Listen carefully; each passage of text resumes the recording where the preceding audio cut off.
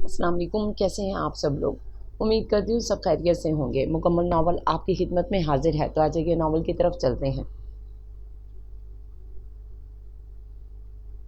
लहलहाते खेतों के बीच पगडंडियों पर ठहर ठहर कर, संभल संभल कर उसे चलना बेहद भा रहा था। फिजा में एक ऐसी ताजगी रची बसी थी जिसका उसने ख्वाबों में भी तसव्वुर न किया था। परिंदों की चहक के साथ उसका दिल भी गुनगुना उठा। आज तक किताबों में, कहानियों में ऐसे दिलफरेब मनाजिर के मुतल्लिक पढ़कर दिल मसहूर हो जाता था, और आज देखने का इत्तफाक हुआ तो इंकशाफ हुआ था कि कुदरत के बाज़ नज़ारे कितने दिलरुबा होते हैं कि इंसान का दिल चाहता है हमेशा के लिए वो ख़ुद को भी इन्हीं मनाजिर का हिस्सा बनाकर अमर हो जाए। ऊंचे पत्थर पर खड़े होकर ताहद्दे नज़र फैली हुई सुनहरी गंदम की बालियों पर नज़र डाली।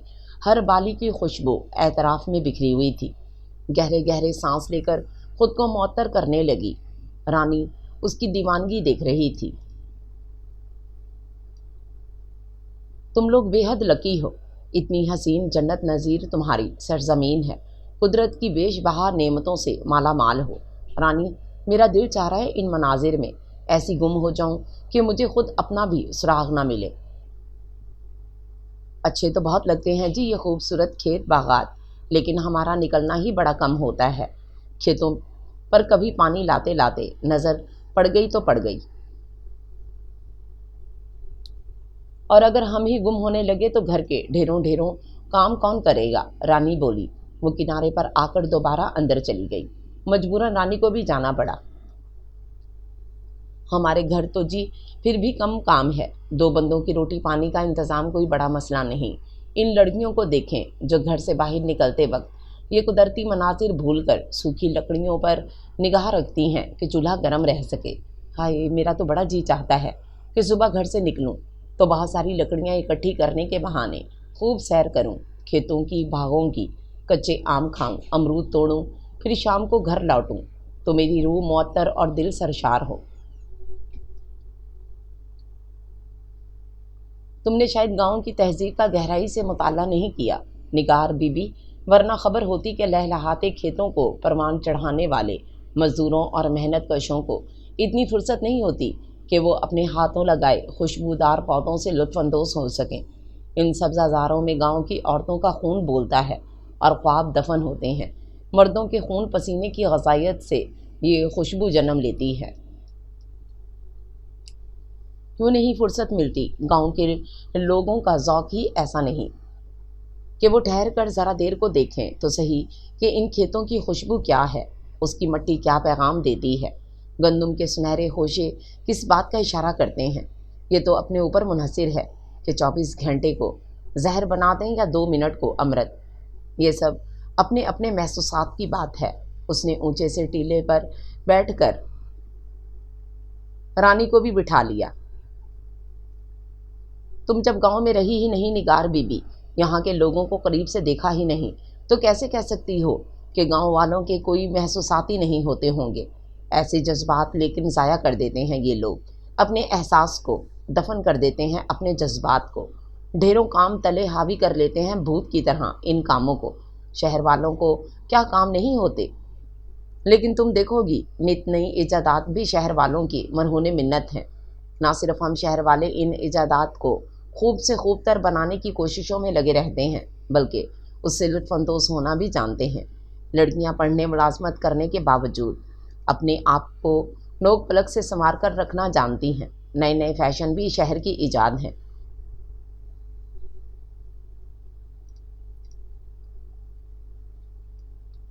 तुम्हारा काम ऐसा होता है निगार बीबी कि 2 घंटे काम करके 2 घंटे आराम भी कर सकते हो। गांव की औरतों की सुबह काम से शुरू होकर काम पर ही ख़त्म होती है। तुम इधर रहोगी फिर एहसास होगा यहाँ की ज़िंदगी का। काश मैं यहाँ रह सकती, फिर बता देती कि ज़िंदगी कैसे गुजारते हैं। तो रह जाओ अम्मा से कहकर कि तुम्हारा इंतज़ाम भी करवा देती हूँ। रानी के लहजे की शरारत महसूस करके वो झेंप सी गई। बको मत, इधर मेरे मम्मा पापा मेरा कचूमर निकाल देंगे। क्यों, इन्हें गांव पसंद नहीं? वो उसे क्या बताती कि इन्हें तो इस नाम से भी चिढ़ थी। कहाँ गांव में रिहाइश की बात। अभी यहाँ मोहिबुल्ला के साथ गांव आने पर हज़ारों तरह की बातें थीं। उसने महज शौक की खातिर इन बातों को बर्दाश्त कर लिया और झूठ भी बोला कि फील्ड वर्क के लिए ज़्यादा से ज़्यादा मालूमात इकट्ठी हो सकेंगी। नहीं, इस लिहाज से नहीं पसंद कि वो यहाँ अपनी बेटी को ब्याह सके या खुद रह सकें। उसकी साफ गोई पर रानी का मुंह बन गया।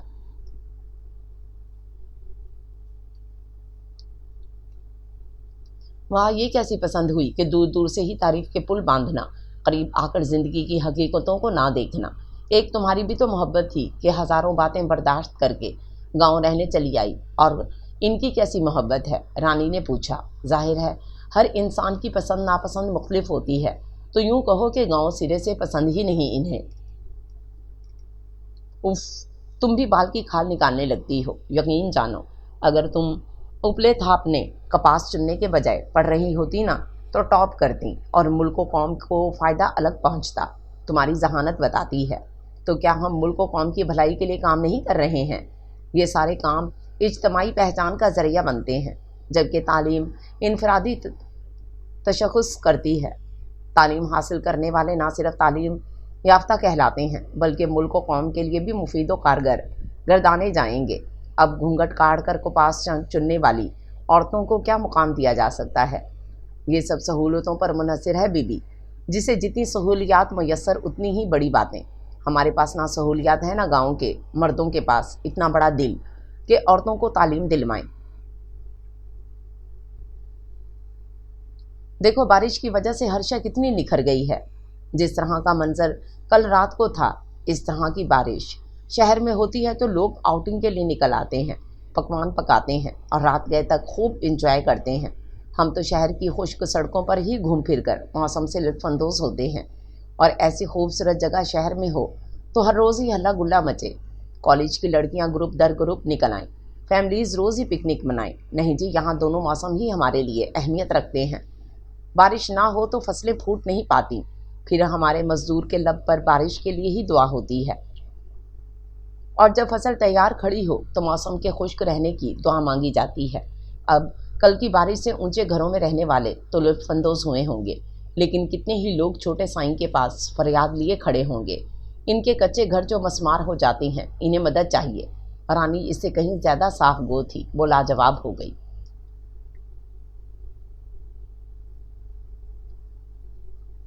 वाकई ये बात तो है। रानी, यहाँ का चौधरी कैसा है? मेरा मतलब है कैसी तबीयत है?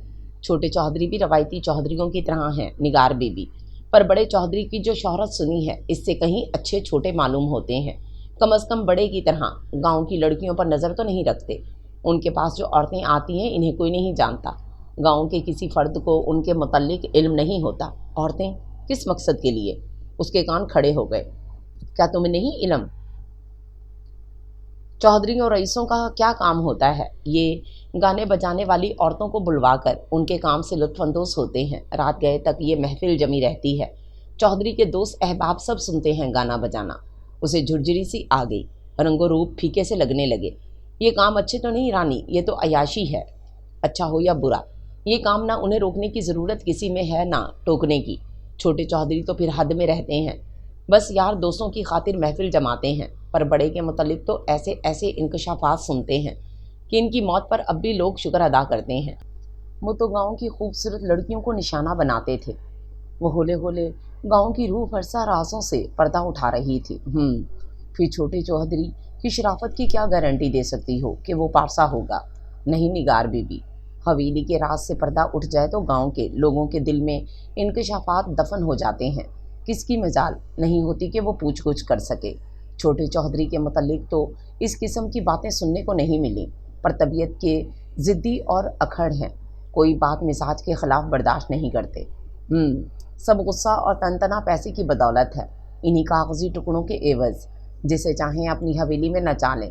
रानी के गोरे गोरे पाँव में चांदी की पायल ज़ोरों शोर से अपनी मौजूदगी का एहसास दिलाने में मसरूफ़ थी कि घोड़ों की टाप ने इन्हें चौंका दिया। रानी घबराकर उठ खड़ी हुई, जबकि वो आराम से बैठी रही। मुझे तो लगता है चौधरी के घोड़ों की आवाज़ें हैं। उठो निगार बीबी, चलते हैं। उसने हाथ पकड़ा। क्यों चलते हैं? अभी मुझे मज़ीद इंजॉय करना है इन खूबसूरत मनाजिर को, फिर अल्लाह जाने ये मौका हाथ लगे कि ना लगे। और तुम्हें इतनी घबराहट क्यों सवार हो गई है? चौधरी ही है, कोई मुल्कुल मौत तो नहीं? तुम नहीं जानती, ایسے لوگوں سے ڈرنا ہی پڑتا ہے نہ چاہتے ہوئے بھی، یعنی کہ محض تم لوگ انہیں ان کی فطرت کی خرابی پر ڈر ڈر کے سکندر بخت نے اپنا گھوڑا موڑ لیا تھا۔ ایسی لڑکی گاؤں میں پہلے نہیں دیکھی تھی۔ شہر کا پہلا روپ ہے جس کے چہرے پر خوف اور پریشانی کا شائبہ تک نہ تھا۔ اعتماد سے گفتگو کر رہی تھی، اس کے ملازم بھی ہم رکاب ہو لیے۔ رانی گھوڑوں کا رخ اپنی جانب مڑتا دیکھ مزید ہراساں ہو گئی۔ ہرے گلابی کپڑوں میں چہرے پر آئی لٹوں کو پیچھے کرتی وہ سامنے تھی۔ سورج کی روشنی سے چہرہ تمتما رہا تھا۔ سلام سائیں، رانی نے جھٹ ہاتھ پیشانی تک بلند کیا۔ اس نے سر کے اشارے سے جواب دیا اور نگاہیں دوبارہ نگار کی جانب مرکوز کی۔ سائیں، یہ ہماری مہمان ہیں، ادا محب کے ساتھ کالج میں پڑھتی ہیں، گاؤں دیکھنے آئی ہیں۔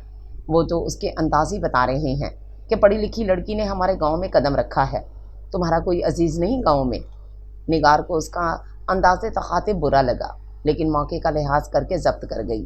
عزیز نہیں، عزیزوں سے بڑھ کر عزیز ہیں مجھے یہ لوگ، نگار مضبوط لہجے میں بولی۔ سکندر بخت کی آنکھوں کی چمک بڑھ گئی۔ پتہ چلتا ہے ہمارے ملک کی عورتیں ترقی کے میدان میں بہت آگے نکل گئی ہیں۔ اچھی بات کرتی ہو۔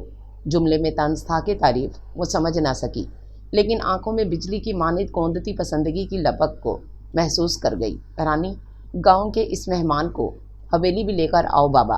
جو گاؤں آ کر چودھری کی حویلی کی سیر بھی نہ کرے تو کیا فائدہ دور دور سے ہی نظارے کرنے کا۔ گھر کی شان و شوکت ہی دیکھنی ہوتی تو ہماری کوٹھی بھی کم حسین نہیں۔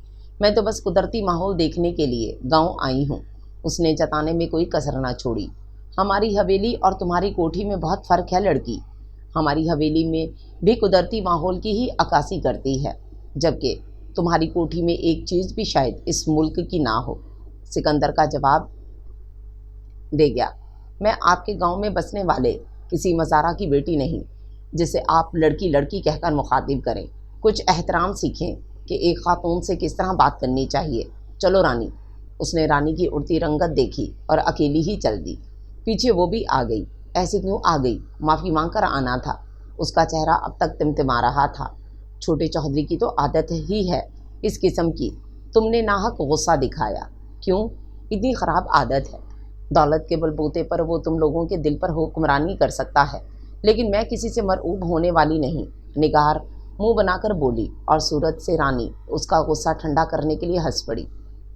حقیقت تو یہی تھی کہ سکندر بخت کی مردانہ وجاہت دیکھ کر محسوس نہیں ہوتا تھا کہ یہ شخص غیر مہذب اور اکھڑ ہے۔ دوستوں سے بات کرتے ہوئے بے حد نفیس زبان استعمال کرتا تھا۔ اچھی سیرت دل میں گھر کرتی ہے۔ ویسے بھی میں صورت سے زیادہ سیرت کو ماننے والی لڑکی ہوں، لیکن رانی کو تو دھڑکا تھا کہ چودھری کی بات بری نہ لگ گئی ہو، وہ ناراض نہ ہو جائے۔ نگار تو الٹے سیدھے جواب دے کر چل دے گی، بھگتنے کے لیے وہ لوگ رہ جائیں گے۔ شام کو محب اللہ آیا تو وہ خوش دلی سے نکل آئی۔ فرصت مل گئی محترم کو؟ مجھے تو آپ کی مصروفیت دیکھ کر خیال آتا ہے کہ ہاسٹل میں کیسے رہتے ہوں گے، اس لیے تو اکثر شامہ شکایتیں کرتی ہے جب بھی ملنے جاؤ محب صاحب ہوتے ہی نہیں۔ وہ شرارت سے ہنسی تو وہ جھینپ گیا۔ آہستہ بولو، کیوں میری رہی صحیح شرافت پر پانی پھیر رہی ہو؟ کیوں اماں کے کان تک بات پہنچنی چاہیے، ورنہ معاملہ آگے کیسے بڑھے گا؟ بھائی، شامہ کو آخر اسی گھر میں آنا ہے کہ نہیں؟ مردوں کو اتنی بزدلی ویسے بھی اچھی نہیں لگتی۔ تم میرج بیورو کھول رہی ہو کیا؟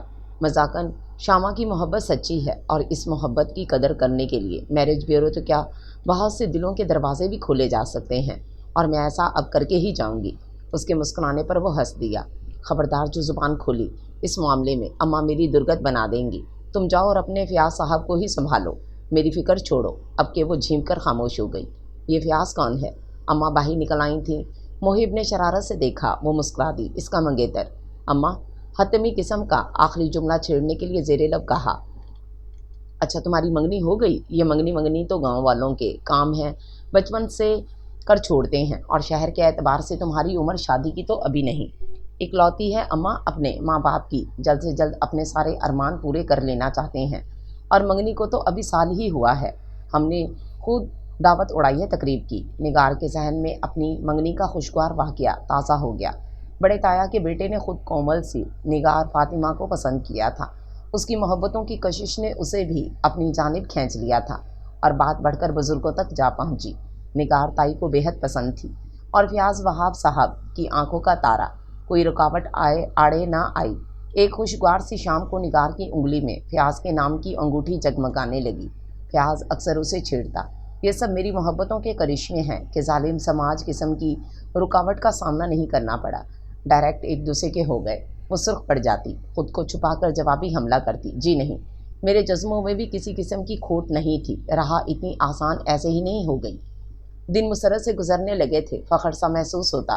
فیاض کی ڈھیروں چاہتوں کا شمار کر کے وہ نازاں تھی، کچھ اپنے جذبے پر، کچھ فیاض کی محبت پر اور کچھ خدا کے کرم پر۔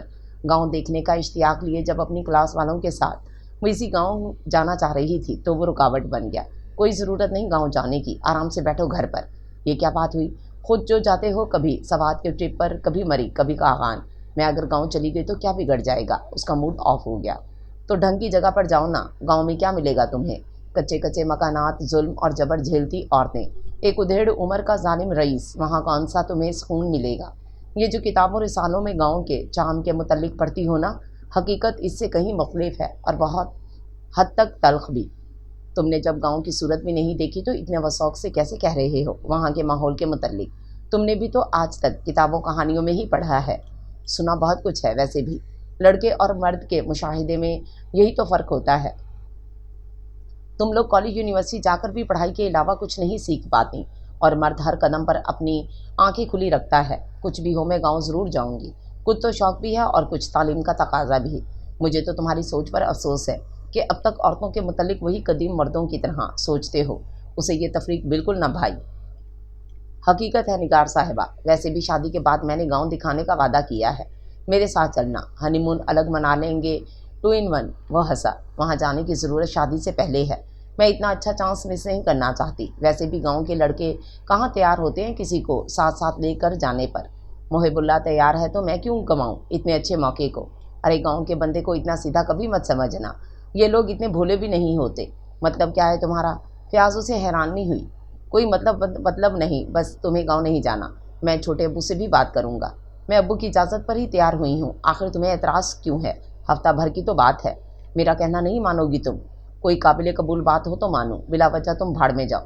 وہ غصے میں دندناتی ہوئی چل دی اور اس کا خیال تھا صبح منا لے گی جا کر، لیکن اس کی نوبت ہی پیش نہیں آئی۔ صبح یونیورسٹی گئی تو محب اللہ نے شام کے پروگرام کے متعلق بتایا۔ ویسے بھی گاؤں زیادہ فاصلے پر نہ تھا، نگار کا ڈرائیور ساتھ ہی جا رہا تھا، اس لیے گھر پہنچ کر اس نے رنگ کیا تو خبر ہوئی فیاض گھر پر نہیں، سو وہ تیار ہو کر گاؤں آ گئی۔ فیاض کی چاہت کا ایک رنگ اس نے یہ بھی سمجھا تھا کہ اسے اپنی نظروں سے اوجھل نہ کرنا چاہ رہا تھا۔ رات کی تنہائیوں میں اس کی شرارت آمیز باتیں یاد کر کے لب خود بخود مسکرا دیے۔ دوسرے روز وہ پھر کھیتوں پر جانے کے لیے تیار کھڑی تھی، جبکہ رانی پریشان ہو گئی، ٹالنے لگی۔ وہ سمجھ گئی گریز کی وجہ، اس چودھری کا خوف اب تک تمہارے سر پر ننگی تلوار کی طرح لٹک رہا ہے۔ نگار بی بی، ہمارا جینا مرنا اس گاؤں میں ہے، ہم لوگ اسی کے رحم و کرم پر ہوتے ہیں، تمہیں نہیں خبر یہ لوگ بہت ظالم ہوتے ہیں، ذرا سی بات کو عزت بے عزتی کا معاملہ بنا لیتے ہیں۔ مجھے تو واقعی بڑا ڈر ہے، پھر تم ڈرو، میں تو لمحہ ان فطری خوشیوں کو انجوائے کرنے آئی ہوں، میں خود ہی جا رہی ہوں۔ نگار نے بے پرواہی سے کہا، مت جاؤ تم بھی، کل تو ہم نے گھوم پھر لیا ہی ہے، پھر یہ واقعہ ذرا مان پڑے تو نکلیں گے، فی الحال مت جاؤ۔ رانی نے اسے روکنا چاہا، جب تک یہ واقعہ مان پڑے گا میرے گھر واپس جانے کا وقت قریب آ چکا ہوگا، اور ویسے بھی مجھے کسی بات کا ڈر نہیں۔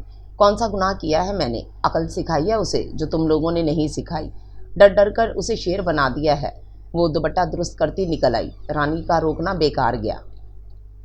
ہریالی کی مسحور کن خوشبو محسوس کرتی وہ پگڈنڈیوں پر چلنے لگی۔ پہلے رانی کے ساتھ آئی تھی تو باتیں کرتے ہوئے وقت گزرنے کا پتہ بھی نہ چلا تھا، بوریت بھی سوار نہ ہوئی تھی، لیکن اب اکیلے میں بوریت سوار ہونے لگی تھی۔ آم کے پیڑ کے نیچے بیٹھ کر کچی بور کی خوشبو سونگھنے لگی۔ کچھ عورتیں چلتے چلتے اسے بے فکری سے گھومتا دیکھ کر ٹھٹک جاتی، پھر ایک دوسرے کو اشارے کرتی چل دیتی۔ ابھی وہ اٹھنے کا ارادہ کر ہی رہی تھی کہ سکندر بخت دھول اڑاتا گھوڑے پر آتا دکھائی دیا۔ خود کو مضبوط سمجھتے ہوئے بھی اس کا دل اچھل کر حلق میں آ گیا، گھبرا کر کھڑی ہو گئی۔ اتنے سناٹے اور اس جگہ میں ڈرنا لازمی سا امر تھا۔ وہ قریب آ گیا، اسے کوئی پہلی بار مسکراتا دیکھ لیتا تو کبھی نہ کہہ سکتا تھا کہ اس کی مسکراہٹ کے پیچھے کتنے گھناؤنے راز پوشیدہ ہیں۔ کیسی ہو نگار بیگم؟ نگار نے خاموشی سے نظریں جھکا لی۔ ابھی تک ناراض ہو بابا؟ ہماری کچھ عادت خراب ہی ہے، آج تک گاؤں والوں سے جس لہجے میں بات کی اسی لہجے کا عادی ہو گیا۔ جس کے لیے بندہ معافی کا خواستگار ہے۔ نہیں، میں ناراض نہیں۔ اسے اتنے میٹھے لہجے کی توقع نہ تھی۔ اللہ سائیں کا شکر ہے ہماری مہمان ہم سے خفا نہیں۔ میں خود بھی نہیں چاہتا کہ کوئی دل برا کر کے ہمارے گاؤں سے جائے۔ جی، وہ جانے کو پر تولنے لگی۔ اس کی بجلی برساتی نظروں سے گھنی مونچھوں تلے مسکراتے لبوں سے خوف محسوس ہونے لگا تھا۔ حویلی آؤ رانی کے سنگ۔ کون ہے حویلی میں؟ کسے ہونا ہے وہاں؟ اماں بابا سائیں اللہ کے حوالے ہیں، میں اکیلا ہی ہوتا ہوں۔ اب تم جیسی پڑھی لکھی لڑکی آئے گی تو کچھ رونق میلے میں اضافہ ہوگا۔ جی، اس نے حیران ہو کر نظریں اٹھائیں۔ اس جملے میں کیا تھا وہ سمجھ نہ سکی، لیکن اندر کہیں خوف کی لہر جاگتی محسوس ہوئی تھی۔ آؤ گی نا؟ موٹی موٹی مونچھوں پر انگلی پھیرنے لگا۔ جاندار سی مسکراہٹ لبوں پر سجی ہوئی تھی۔ نگار کی پلکیں کانپنے لگیں۔ بمشکل خود پر قابو پایا۔ جی، میں کس سے ملنے آؤں گی جب نہ آپ کی ماں ہے، نہ بہن، نہ بیوی؟ ایک عورت سے ہی ملنے آ سکتی ہے، کیا آپ کو نہیں معلوم؟ سب معلوم ہے تو اس میں حویلی کا کیا قصور؟ یہ تو قسمت کا قصور ہے کہ میں تنہا ہوں۔ گاؤں کے یہ سب لوگ ہی میرے اپنے ہیں جو تنہائی کا دکھ محسوس نہیں ہونے دیتے۔ ان لوگوں کا وجود ہی مجھے احساس دلاتا ہے کہ میری حویلی میں چہل پہل کی کمی نہیں۔ اور بھی خواتین آتی جاتی رہتی ہیں کسی کام کے سلسلے میں کبھی مدد مانگنے۔ مجھے نہ آپ سے کوئی کام ہے، نہ کسی سلسلے میں مدد کی ضرورت۔ اور حویلی کی جو رونق ہے اس میں میری آمد سے اضافہ ہوگا نہ کمی۔ وہ کہہ کر تیز تیز قدموں سے آگے بڑھنے لگی۔ سکندر بخت نہیں سننے کا عادی نہیں۔ نگارش بیگم، یہ تو وقت ہی بتائے گا کہ تم اس حویلی کی رونق میں اضافہ کرنے آتی ہو کہ کمی۔ اس کی پاٹدار آواز سماعت سے ٹکرائی۔ ایک لمحے کو دل دہل کر رہ گیا، گردن گھمائی۔ یہ بھی وقت بتائے گا سکندر بخت کہ میری انعامات کھاتی ہے یا سرخرو ہوتی ہے۔ چاندی اور سونے کے سکوں کے مول تمہارے مزارے اور رعایے تو بک سکتے ہیں، نگار فاطمہ نہیں۔ یہی فرق ہے ایک پڑھی لکھی سوچ اور ایک جاہل میں۔ تمہاری جاگیرداری میری عقل پر کبھی راج نہیں کر سکتی۔ سکندر بخت نے لب بھینچے اور گھوڑا سرپٹ دوڑاتا آگے نکل گیا۔ اس کی چیخ نکلتے نکلتے رہ گئی۔ اسے کہتے ہیں مصیبت کو خود آواز دینا۔ کیا ضرورت تھی اس کے منہ لگنے کی؟ رانی نے منع بھی کیا تھا اکیلے نکلنے سے۔ اعتماد کے تنکوں سے اکٹھا کیا گیا غرور بھی متزلزل ہونے لگا تھا۔ سکندر بخت کی دبنگ شخصیت اور دبنگ آواز اپنے اعتماد پر حاوی ہوتی محسوس ہوئی۔ کیا ایسا ہی خوف گاؤں والوں کے دلوں کو زیر کرتا ہے کہ مرد بھی اپنی شان بھول کر اس کے قدموں میں جھک جاتے ہیں؟ وہ خوف کے ہیولے سمیت گھر آ گئی۔ رانی تیزی سے اس کے پاس آئی۔ بڑی جلدی آ گئی؟ پہلے ہی میں کہہ رہی تھی کل دیکھ آئی ہو، آج اکیلے میں مزہ نہیں آئے گا۔ لیکن تم پر جنون سوار تھا۔ کل چلیں گے اکٹھے، ٹھیک ہے؟ ادا محب کو بھی ساتھ لے لیں گے۔ وہ کچھ بھی ہو وہ اس کی مہمان تھی آخر۔ وہ چارپائی پر بیٹھ کر حواس کو قابو کرنے لگی۔ اماں کہاں ہیں؟ گھبراہٹ پر قابو پاتے ہوئے اتنا ہی پوچھ سکی۔ اندر تمہارے لیے مچھلی کے کباب بنا رہی ہیں۔ لیکن تمہارا رنگ پیلا کیوں پڑ رہا ہے؟ پھر چھوٹے چودھری سے ٹکر ہو گئی کیا؟ رانی اس کی کیفیت سمجھ کر قریب آ گئی۔ اس کے چہرے سے جب راز افشاں ہو رہا تھا تو چھپانے کا کیا فائدہ تھا؟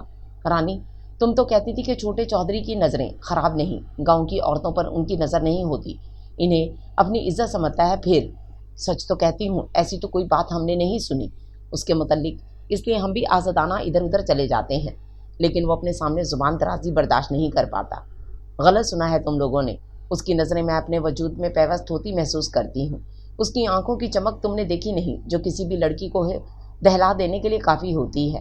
یہ کیسا عجیب اتفاق ہے کہ تم لوگ یہاں کے باسی ہو کے بھی اسے سمجھ نہ پائے، اور میں سیکنڈوں میں اس کا باطن تک جان گئی۔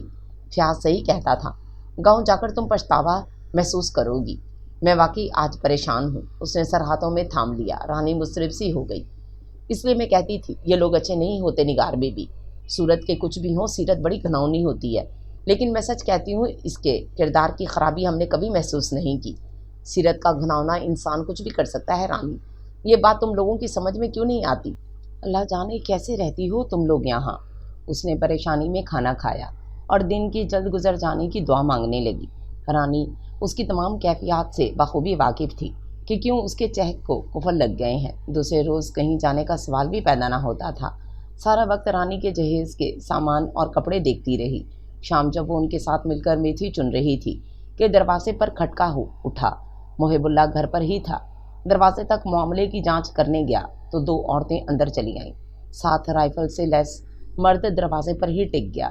ارے یہ تو حویلی کے لوگ ہیں۔ رانی کی گھبرائی آواز ابھری۔ اس کا دل بیٹھتا چلا گیا۔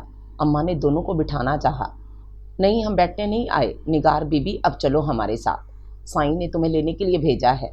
वही हुआ जिसका धड़का था। मोहिबुल्लाह ने चौंक कर उसकी सूरत देखी। क्यों क्यों बुलाया है? निगार की फंसी फंसी आवाज़ निकली।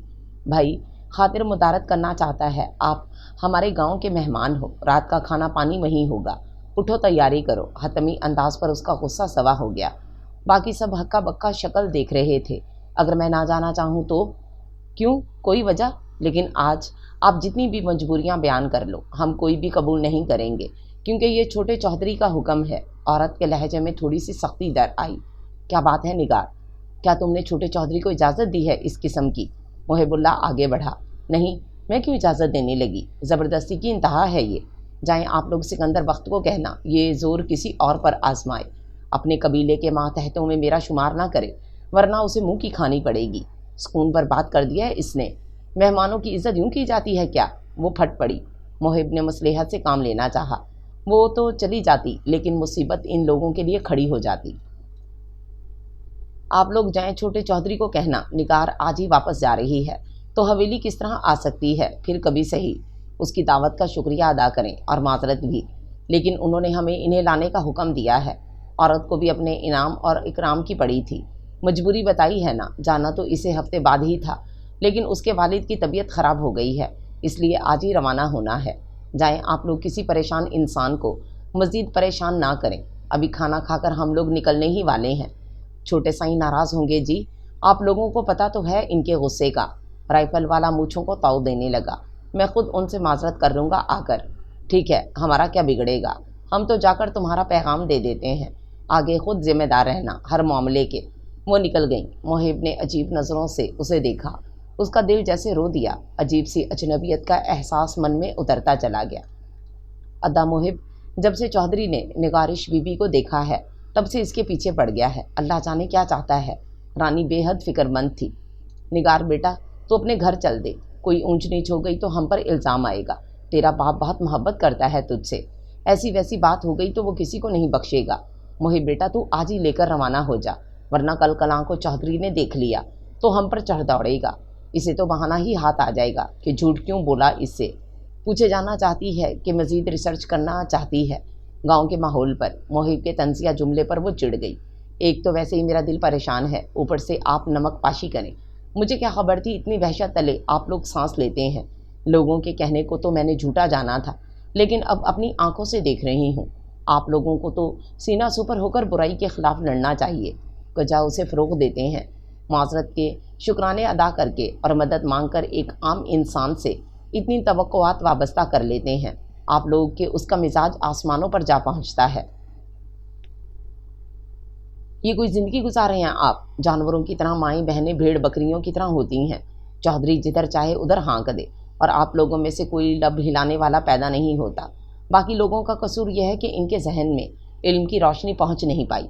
लेकिन मोहिबल्ला, आप जैसे लोगों का इल्म किस दरिया में जा बहता है कि आपके पास अपने तहफ़्फ़ुज़ में बोलने के लिए एक दलील भी नहीं बचती। चौधरी जैसे लोगों को आपने हवा बना लिया है, जिसके आगे हाथ बांधे उसके हुक्म के मुंतज़िर खड़े होते हैं। मैं पूछती हूँ, आखिर आप लोगों का जहन इतना गुलामाना क्यों होता है? क्यों नहीं इस नासूर जैसी बीमारी के ख़िलाफ़ जिहाद करते, जिसका जहर गाँव के हर बंदे को तड़पाता है? मेरे बुलावे पर आप मुझे घर पहुँचा रहे हैं। फ़र्ज़ करें अगर रानी को चौधरी का बुलावा आता तो क्या करते?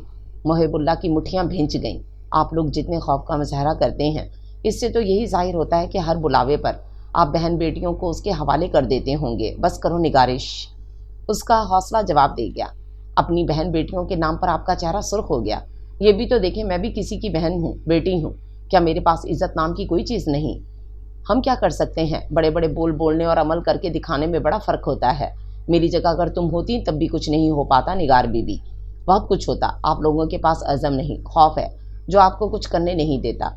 बचपन से ही आपके दिल पर ग़ुलामी राज करती है और रूह एक आम से इंसान की असीर होती है, जिसे चौधरी कहते हैं। एक लड़की के बुलावे पर अभी पूरे गांव वाले उठ सकते थे कि क्यों हमारी मर्ज़ी के ख़िलाफ़ हवेली बुलाने पर इसरार किया जा रहा है, लेकिन आप लोगों में सकत नहीं नाजायज़ को नाजायज़ कहने की। ऐसा पहली बार हुआ है हमारे साथ, वरना जितना कमज़ोर तुम गांव वालों को समझ रही हो, हकीकत में ऐसा नहीं। बहरहाल तुम तैयारी करो चलने की। واپسی پر وہ بالکل گمسم تھی۔ محب اللہ کو اس کی خاموشی کھٹک رہی تھی، ورنہ تو وہ اتنا بولتی تھی کہ اسے کہنا پڑتا تھا اب خاموش ہو جاؤ، لیکن اب وہ ناخنوں کو کبھی کبھار دانتوں سے کریدتی، چہرے پر آئی لٹوں کو بار بار پیچھے کرتی، بہت مضطرب معلوم ہو رہی تھی۔ اسے ندامت محسوس ہونے لگی۔ سنو نگار، مجھے افسوس ہے کہ جس مقصد کے لیے تم آئی تھی اس کی تکمیل نہ ہو سکی۔ بس کیا کریں، یہ گاؤں کی حقیقتیں ہیں۔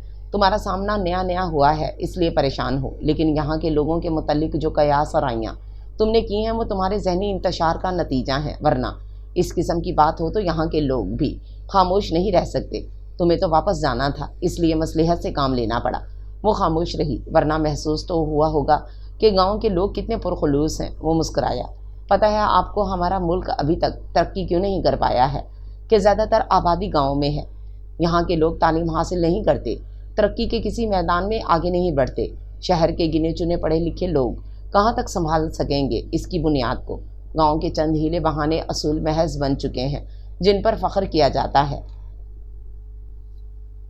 تم کہاں کہاں اور کس کس کو قائل کرو گی کہ یہاں کا آبے کا آوا ہی بگڑا ہوا ہے؟ فرض کرو یہاں کی کسی ایک غلط بات کے خلاف میں اٹھ کھڑا ہوتا ہوں تو باقی لوگ خوف کے مارے میرا ساتھ نہ دے پائیں گے۔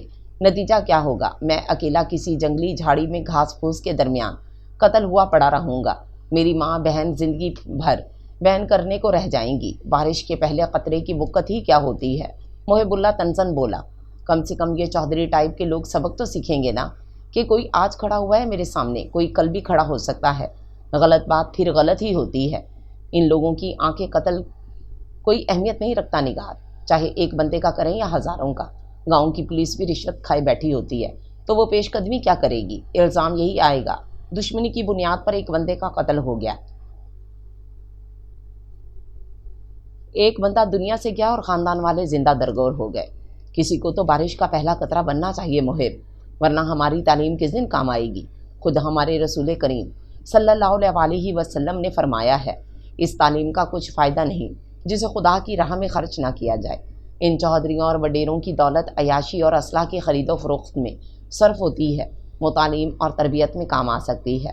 ان کے ذہن کو اکسا کر ایسی سائٹ پر تو لایا جا سکتا ہے نا جہاں سے علم و جہالت کی راہیں کھلتی ہوں، لیکن گاؤں کے لوگ اپنا آپ بدلنا نہیں جانتے، نہ ان کی خواہش ہوتی ہے کہ ان کی تقدیر کا رخ بدلے جو ملک و قوم کے لیے سودمند ثابت ہو۔ یہ لوگ بس لکیر کے فقیر بنے رہنا چاہتے ہیں۔ سچ کہتا ہوں تم جیسی انقلابی ذہنیت رکھنے والے انسان کی ضرورت ہے گاؤں والوں کو۔ وہ مسکرائے تو وہ بھی ہنس دی۔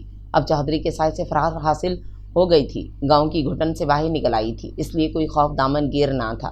واپس آتے ہی اس نے فیاض کو فون کرنے کے بجائے خود ملنا مناسب سمجھا۔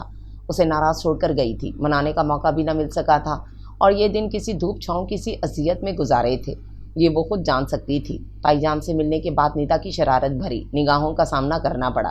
آخری بار ملنے کی اجازت اس لیے دی جا رہی ہے کہ آپ دونوں کی ناراضگی کی خبر ہم تک بھی پہنچ گئی ہے، ورنہ ہمارا تو خیال تھا کہ اب شادی والے دن ہی ملاقات ہونی چاہیے۔ تائی امی کے سامنے ایسی باتیں سن کر وہ بری طرح جھینپ گئی۔ اچھا تائی امی اب میں چلتی ہوں۔ اس سے مزید بیٹھا نہ گیا۔ ارے جاؤ بھائی مل لو، تم تو یوں ہی گھبرا رہی ہو، میں نے آج تک تم پر کوئی پابندی لگائی ہے کیا؟ نہیں تائی امی، آپ سے تو مجھے کوئی شکایت نہیں، پھر جاؤ، اس کی تو عادت ہے مذاق کرنے کی، جب شادی ہوگی تب کی تب دیکھی جائے گی۔ وہ مسکراتے ہوئے اوپر آ گئی۔ وہ فائلوں میں مصروف تھا، اسے دیکھتے ہی چہرہ پھیر کر پھر مصروف ہو گیا۔ اس کے دل کو کچھ ہونے سے لگا۔ السلام علیکم، وہ شوخی سے کہتی ہوئی سامنے بیٹھ گئی۔ وہ خاموشی سے اپنا کام کرتا رہا۔ ارے آپ مسلمان ہیں، میرے سلام کا جواب کیوں نہیں دیا؟ ابو کو بھی کیا سوجی کہ میری منگنی غیر مسلم سے کر دی؟ آنکھوں میں شرارت ناچ اٹھی۔ وہاں پرسکون خاموشی چھائی رہی۔ فیاض ہولے سے پکارا۔ آج تک اس کی اس قسم کی ناراضگی کا سامنا نہیں ہوا تھا۔ کچھ تو بولو نا، تمہاری خاطر گاؤں سے اتنی جلدی آئی ہوں۔ وہ اسے معتبر کرنے کے لیے اصل معاملہ چھپا گئی۔ اب بھی نہ آتی، کس نے کہا تھا گاؤں کے اتنے حسین مناظر کو چھوڑ کر آنے کو؟ وہ دوبارہ ٹیبل پر جھک گیا۔ اصل میں جاتے ہوئے ٹائم ہی اتنا نہ تھا کہ میں تمہیں بتا سکتی، فون بھی کیا تھا لیکن تم گھر پر نہیں تھے۔ میں نے تم سے کوئی گلہ نہیں کیا جس کی تعویل تم پیش کر رہی ہو۔ لہجے کی بے نیازی پر وہ بری طرح افسردہ ہو گئی۔ تم جو چاہو سزا دے ڈالو، مجھے سب منظور ہے، لیکن پلیز ناراضگی نہیں برداشت ہوگی مجھ سے۔ تمہیں میری ناراضگی کی پرواہ ہوتی تو کبھی میری بات کو رد نہ کرتی، لیکن تمہیں تو پڑی تھی گاؤں دیکھنے کی۔ محبت سے زیادہ تمہیں جگہ عزیز ہے۔ دیکھو فیاض، कोई काबिल कबूल बात हो तो मानी भी जाए। अब तुम बिला वजह के रोक रहे थे तो मैं इतना अच्छा मौका क्यों मिस कर देती।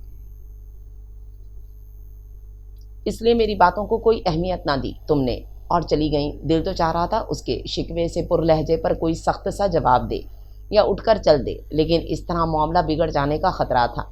उसने मसलहत से काम लेना चाहा। अच्छा बाबा माफ़ कर दो, आइंदा इस किस्म की कोई शिकायत तुम्हें नहीं होगी।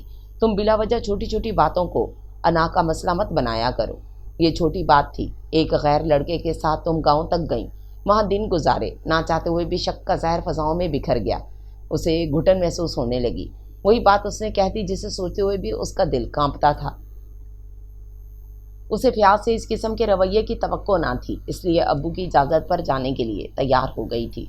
ज़रा सी भी खबर होती कि फ्याज पस्त जहनीत का मुजाहरा करेगा तो कभी तैयार ना होती। उसे तो बड़ा मान था अपनी मोहब्बत पर। जब फ्याज ने पहली मर्तबा उसके सामने अपने जज्बों का इजहार किया था कि तुम मुझे अच्छी लगती हो निगार, और मैं चाहता हूँ कि तुम मेरी ज़िंदगी की राहों में उजाला कर दो, तो कई सानियों तक वो साकित बैठी रह गई थी। इन जुमलों में एतबार और मोहब्बत की कशिश ने उसके चेहरे पर हज़ारों रंग बखेर दिए थे, और आज वही ज़ुबान जो अमृत बोलती थी उससे जहर उगलता देख कर उसे बर्दाश्त ना हुआ था। हाँ, मैं गैर लड़के के साथ गई थी, सिर्फ अब्बू के एतबार के सहारे। मुझे तो उम्मीद थी तुम भी वसी ज़र्फ रखने वाले बंदे हो, लेकिन मेरी तवक्कुआत गलत साबित हुई। उसकी आंखें झिलमिला गईं। हकीकत हकीकत होती है निगार, तुम कुछ भी कह लो, लेकिन मैं आइंदा जब तुम मेरी ज़िंदगी में दाखिल हो जाओ तभी मैं तुम्हें आज़ाद होने की इजाज़त नहीं दूंगा। ये कौन सी आज़ादी है फ्याज कि 3 घंटों के फासले पर ड्राइवर मुझे गांव छोड़ने जाए, जहां पर मेरी और तुम्हारी जैसी माएँ बहनें मौजूद हों। वहां इनके साथ खेतों में घूम फिर लेने से किस किस्म की आज़ादी जाहिर होती है। तुम कहते तो ठीक है आइंदा इस किस्म की बात नहीं होगी, लेकिन समझाने का ये कौन सा तरीका है कि तुम मेरी समात में तीर पैवस्त करो। मेरे जज्बात का तुम्हें कुछ ख्याल ना रहे कि गोश्त पोस्त का दिल मेरे सीने में भी धड़कता है। पता नहीं गुस्से में तुम सब मर्द एक जैसे क्यों हो जाते हो। जाहिल अनपढ़ की तरह जुबान पर जो आए बोल दिया, किसी के एहसासात का ख्याल रखे बिना। कबल इसके कि उसके आंसू निकल आते वो कमरे से निकल आई। ये शौक था जो उसे पहली मर्तबा फ्याज की तरफ से पहुंचा था। फ्याज की तरफ से इस किस्म के रवैये की उम्मीद ना थी, इसीलिए दिल वहशत में घिर गया था। काफ़ी देर तक आंसू रुखसार पर फैलते रहे थे। दुखों के समंदर को वो अबूर कर रही थी तो फ्याज भी कम बेचैन ना था। वैसे भी उस दिन के रवैये से वो काफ़ी नादिम हो गया था, इसलिए उसने घबरा कर मना लिया। तुम्हारे दिल में मेरे लिए एतबार नहीं, उसने शिकवा किया तो वो हंस लिया। पागल हो, एतबार क्यों नहीं, मैं तो बस चाहता हूँ मेरे अनमोल ख़जाने की जानिब किसी की नज़रें ना पहुँच पाएँ, बुरी नज़रों से ना देखे जिसे मैं चाहता हूँ अपने दिल की गहराइयों समेत वो मेरे लिए बिल्कुल पाक हो। मुहिबुल्लाह ऐसा बंदा हरगिज़ नहीं, उस पर एतबार है, तभी उसके घर गई थी मैं। पूरी यूनिवर्सिटी में उसकी शराफत मशहूर है। छोड़ो इस किस्से को, रात गई बात गई, अब चलो मेरे साथ। उसने चाबी उंगलियों में घुमाई। कहाँ? निगार ने भीगी भीगी पलकें उठाईं। आइसक्रीम बार। उसकी आंखों में जागती हुई बेपनाह चाहत से कहा तो वो दोबारा जी उठी। फ्याज पिछले रवैयों की तलाफी में लग गया, इसलिए उसके लबों पर मुस्कुराहट एक बार फिर सज गई। वैसे भी किसी चीज़ को खोकर दोबारा पा लिया जाए तो उसकी कदर कीमत बढ़ जाती है, इसलिए वो खुदा की मशकूर थी कि उसकी तरफ से फ्याज का दिल साफ हो गया था। घर में दोनों की शादी के हंगामे जाग उठे थे। दोनों का मुकम्मल पर्दा करवा दिया गया। ना बात करने की इजाज़त थी। फ़ोन पर फ्याज की बेकरारियाँ बेलगाम हो जाती तो फ़ोन पर रब्ता करने की कोशिश करता, लेकिन ये इधर शर्मा कर रिसीवर रख देती। उसकी धड़कनें मुंतशिर हो जाती। खुशगवार सी आने वाले दिनों के सपने नैनों में समा गए थे। शादी से कबल ही उसकी चाहत बामे अरूज पर पहुंची हुई थी, तो शादी के बाद क्या होता वो अक्सर सोच कर रह जाती। फ़ख्र का झोंका बादे सबा की मानित छूट जाता। उस रोज़ बाजार जाने के लिए वो सामान की लिस्ट बना रही थी कि मम्मी ने एक लफाफा गोद में डाल दिया। डाकिया देकर गया है, जल्दी से पढ़कर चलो, देर हो रही है। उसने ख़त निकाला और सतरों पर निगाहें फिसलने लगीं। पूरा वजूद जैसे आंधियों की जद में था। अजीज़ निगारिश बेगम, मैं सिकंदर बख्त हूँ। अगर ज़िंदगी मेरा साथ नहीं भी निभाती तो मैं अपनी तकदीर का रुख खुद बदलने पर कादिर हो जाता हूँ। शिकस्त मेरे लिए गाली है और फतह मुझे अपने वजूद का एहसास दिलाती है, और मैं फना नहीं होना चाहता निगार बेगम। लोग मुझसे डरते हैं, मैं इनके दिल का डर नहीं ख़त्म कर सकता, लेकिन मैंने तुम्हारी आंखों में नफ़रत देखी है। तुम्हारे दिल की नफ़रत तो ख़त्म कर सकता हूँ। क्या हुआ जो मेरे पास अपने हक़ में बोलने के लिए बेशुमार डिग्रियाँ नहीं, तुम्हारे शहरियों की तरह मसनूई खोल नहीं जो किसी से मिलते वक्त तो चेहरे पर सजा लेते हैं और पीठ पीछे उसी की बुराई कर रहे होते हैं। हम गाँव के खालिस और खरे बंदे हैं, मुँह पर इजहार करने वाले। सो मुझे भी इजहार करने में कोई आर नहीं महसूस हो रहा। کہ تم مجھے اچھی لگی ہو، اور اس حد تک کہ تمہیں شریک حیات بنانے کا فیصلہ کر لیا ہے، اس بات سے قطع نظر کہ میں تمہیں اچھا لگتا ہوں کہ نہیں۔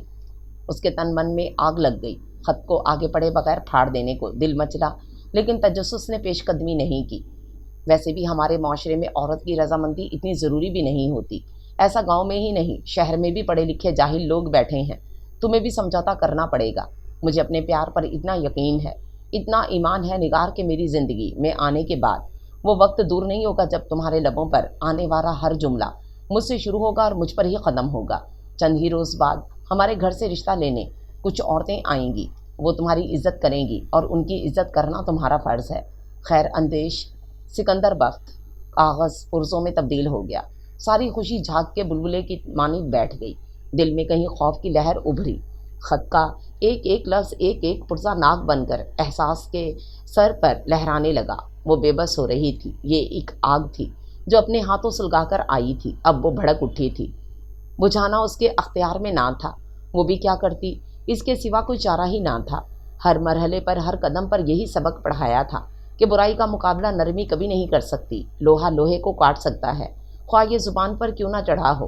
پاپا نے بھی اتنا اعتماد تو دے ہی دیا تھا کہ اپنے سامنے نظر آنے والی برائی کا مقابلہ کسی ستون کے سہارے مت کرنا ورنہ عادی ہو جاؤ گی۔ اس لیے خود ہی سینہ سپر ہو گئی تھی کہ یہاں کا معاملہ ہے، یہیں دفن ہو جائے گا۔ جاگیرداروں اور وڈیروں کی پرانی عادت کے پیش نظر خود کو محفوظ چاہا تھا، لیکن معاملہ خطرناک حد تک سنگین ہو گیا تھا۔ امی اندر آئیں، خوف سے اس کا رنگ پیلا پڑ رہا تھا۔ ارے ابھی تک بیٹھی ہو، چلو فوراً۔ کس کا خط تھا؟ اس نے خود کو سنبھالنا چاہا۔ تہمینہ کا۔ چلے میں تو تیار ہوں۔ ہاتھ میں بھینچے پرزے ڈسٹ بن کی نظر کر دیے۔ ہر قدم پر خوف کی لہر دامن گیر تھی۔ ان چودھریوں اور وڈیروں سے کیا بعید تھا، وہ کوئی قدم بھی اٹھا سکتے تھے۔ فیاض صحیح کہتا تھا، یہ لوگ اندر سے پورے شیطان ہوتے ہیں۔ رانی نے بھی بارہا منع کیا تھا اسے۔ کیا خبر تھی کہ اپنے ہی پاؤں پر کلہاڑی مارنے جا رہی ہے۔ جتنے جوش و خروش سے شاپنگ کرنے نکل رہی تھی، اب اس کے قدم اتنے ہی سست پڑ گئے تھے۔ ذہنی دباؤ بڑھتا چلا گیا۔ کیا اس نے خریدا کیا نہیں خریدا، اس کی خبر نہ تھی۔ ممی کو کیا جواب دیتی رہی، اس سے بھی بے مہرا تھی۔ ڈر لاحق تھا تو یہ کہ گھر والوں کو کس طرح یہ خبر دے۔ خدا نہ خواستہ ایسا کچھ ہو گیا تو کیا سوچیں گے گھر والے۔ پھر خود کو کسی طرح سنبھالا کہ ڈیڈی کو اس پر اعتماد تھا، فیاض کو بھی رام کر سکتی تھی۔ لیکن اگر چودھری نے کوئی انتہائی قدم اٹھا لیا پھر کیا ہوگا؟ یہی خیال اس کے رونگٹے کھڑے کر دینے کے لیے کافی تھا۔ بڑا چرچا سنا تھا چھوٹے چودھری کی نیک نامی کا، یہاں تو معاملہ ہی دوسرا تھا۔ ممی سمجھ رہی تھی کہ جدائی کی فکر نگار کی جان کو لاحق ہے۔ ایک لوتی اولاد تھی، نازوں سے پالا تھا، اب یوں بچھڑ جائے گی۔ انہوں نے بھی آنکھوں میں پھیلتی نمی کو بمشکل روکا۔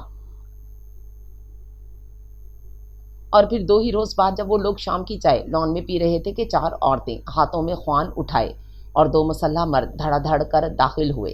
وہ کانپ اٹھی۔ امی پاپا دونوں کھڑے ہو گئے۔ شک یقین میں بدل گیا تھا کہ سکندر بخت جو چاہتا ہے کر گزرتا ہے۔ اجاڑنے کو ہمارا ہی گھر کیوں رہ گیا تھا؟ اس سے پہلے کہ آگے بڑھ کر پاپا کچھ پوچھتے، انہوں نے سنگ مرمر کی میز پر خوان، کپڑے، پھلوں سے لدی ٹوکری، خشک میوہ جات رکھ دیے اور ہاتھ جوڑ کر سلام کیا۔ مسلح افراد دائیں بائیں تھے۔ یہ سب کیا ہے؟ کیا ہو رہا ہے؟ پاپا کے صبر کا پیمانہ لبریز ہو گیا۔ کون ہو تم لوگ؟ خوف سے اس کی ایسی متغیر حالت ہو رہی تھی کہ جی چاہتا تھا اندر چلی جائے، لیکن یہ وقت پیچھے ہٹنے کا نہیں تھا، اپنے حق میں بولنے کا تھا، ورنہ کمان سے تیر نکل جاتا۔ ہمیں گاؤں کے چودھری سکندر بخت نے بھیجا ہے، یہ سوغات بھی اس کی طرف سے ہے، اور یہ پیغام بھیجا ہے کہ ہم آپ کی بیٹی کے لیے رشتے کی درخواست پہنچائیں، جو کہ ہمارے چودھری کو پسند آ گئی ہے۔ وہ اس کے ساتھ نکاح کر کے اپنی حویلی کی عزت بنانا چاہتے ہیں۔ آنے والی ایک عورت نے کہا۔ واٹ؟ ممی پاپا دونوں کی آنکھیں حیرت سے ابل پڑیں۔ کون سکندر بخت؟ کس گاؤں کے رئیس کی اتنی جرت ہوئی، اور نگار کو اس نے کیسے دیکھ لیا جو اتنی بڑی بات کہہ دی؟ عورتوں نے نگار کا زرد چہرہ دیکھا۔ انہی کے مبارک قدم کی بنا پر تو سائیں نے برسوں کی قسم توڑ دی، اور حویلی میں رونق بکھیرنے کا خیال اسے آیا۔ پل بھر میں انہیں خبر ہو گئی کہ کچھ عرصہ پہلے نگارش کہاں سے لوٹی ہے۔ امی تو سر پکڑ کر بیٹھتی چلی گئیں۔ پاپا اس کی طرف پلٹے تو وہ ہولے ہولے لرز رہی تھی۔ برسوں کی سکھائی پڑھائی بہادری ہوا ہو گئی تھی۔ خبر کیا تھی کہ دنیا میں انسان نے بھی پولیس رات بنائے ہیں جن پر سے ایک بار نہیں بار بار گزرنا ہوگا۔ زندگی کو ویسے بھی اس نے بے حد آسان معنوں میں لیا تھا۔ ایسے اسٹیٹس کی لڑکیاں زندگی کو ویسے بھی کب سنگے گراں سمجھتی ہیں۔ شروع سے جس چیز کی خواہش کی जिस चीज़ का इशारा किया वो हाथों में आ गई। खबर ना थी सुकून तो ऐसी चीज़ है जिसके लिए इशारे की ज़रूरत नहीं पड़ती, ये मुकद्दर से मिला करता है।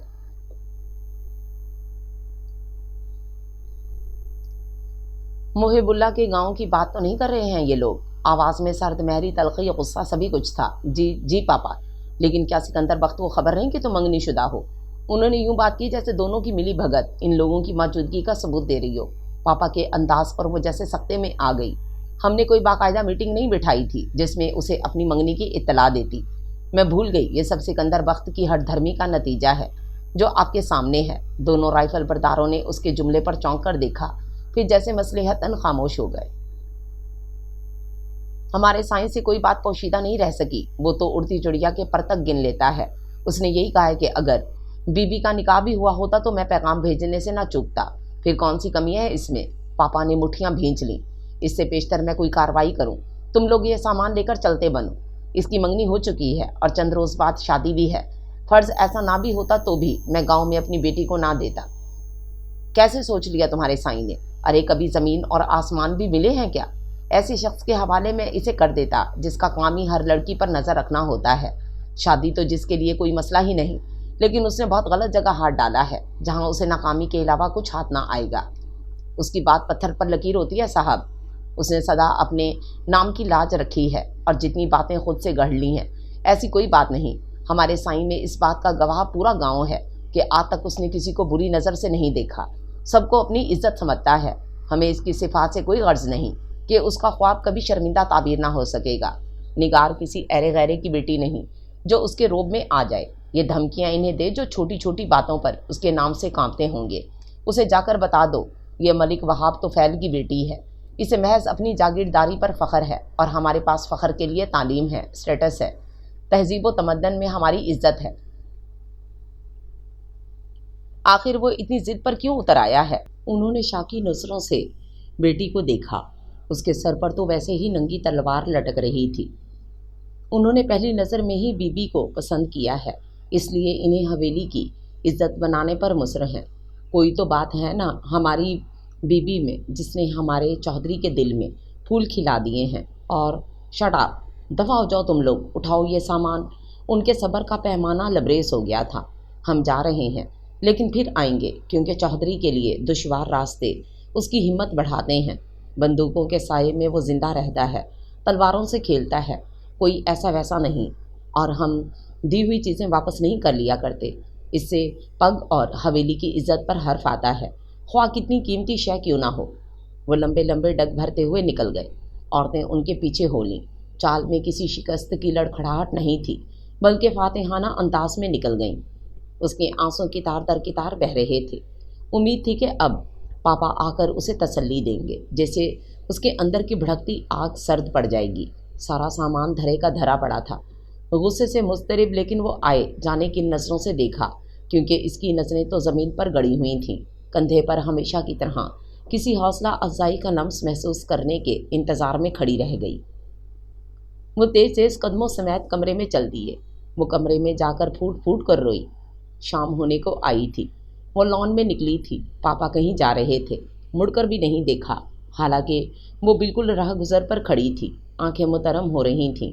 बेटी की आंखों में कभी आंसू न देखने वाला शख्स आज ठाठे मारता समंदर देखकर नज़रअंदाज कर गया था।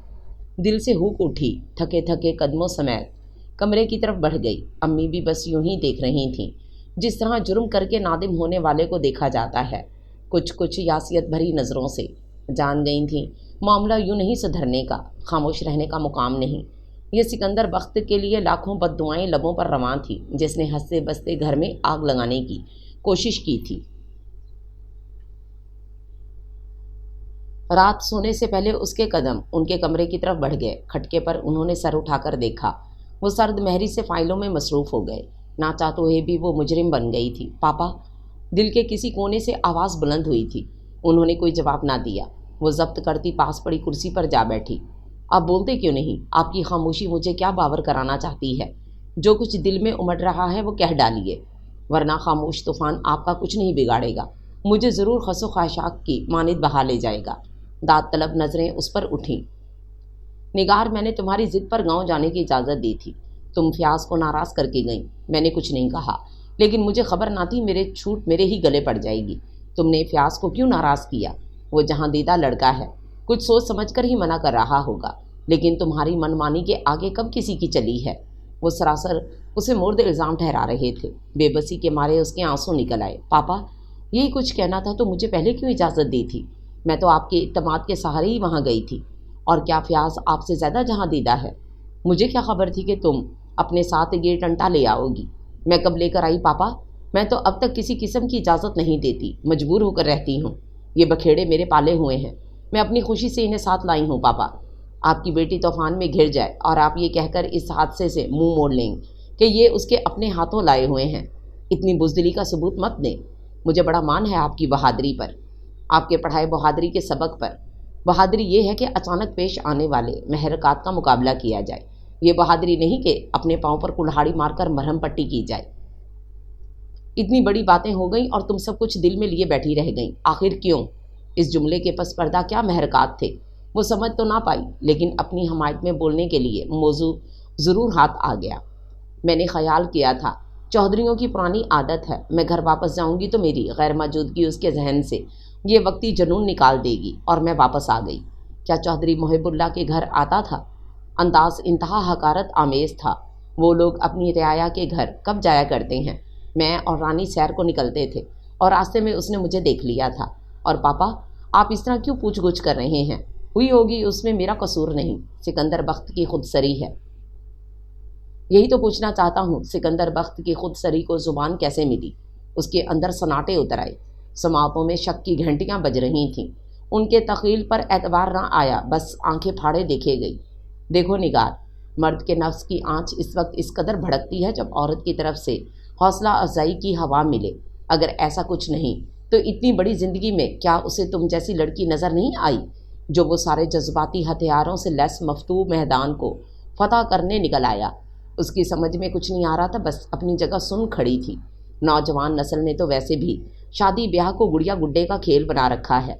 ज़रा सी खामी की बिना पर रिजेक्ट और ज़रा सी खूबी की बिना पर एक्सेप्ट करना सीख लिया है। गोया उसने हौसला अफजाई की थी सिकंदर बख्त की, बरसों की नाते को भुलाकर, अपनी मोहब्बत को भुलाकर।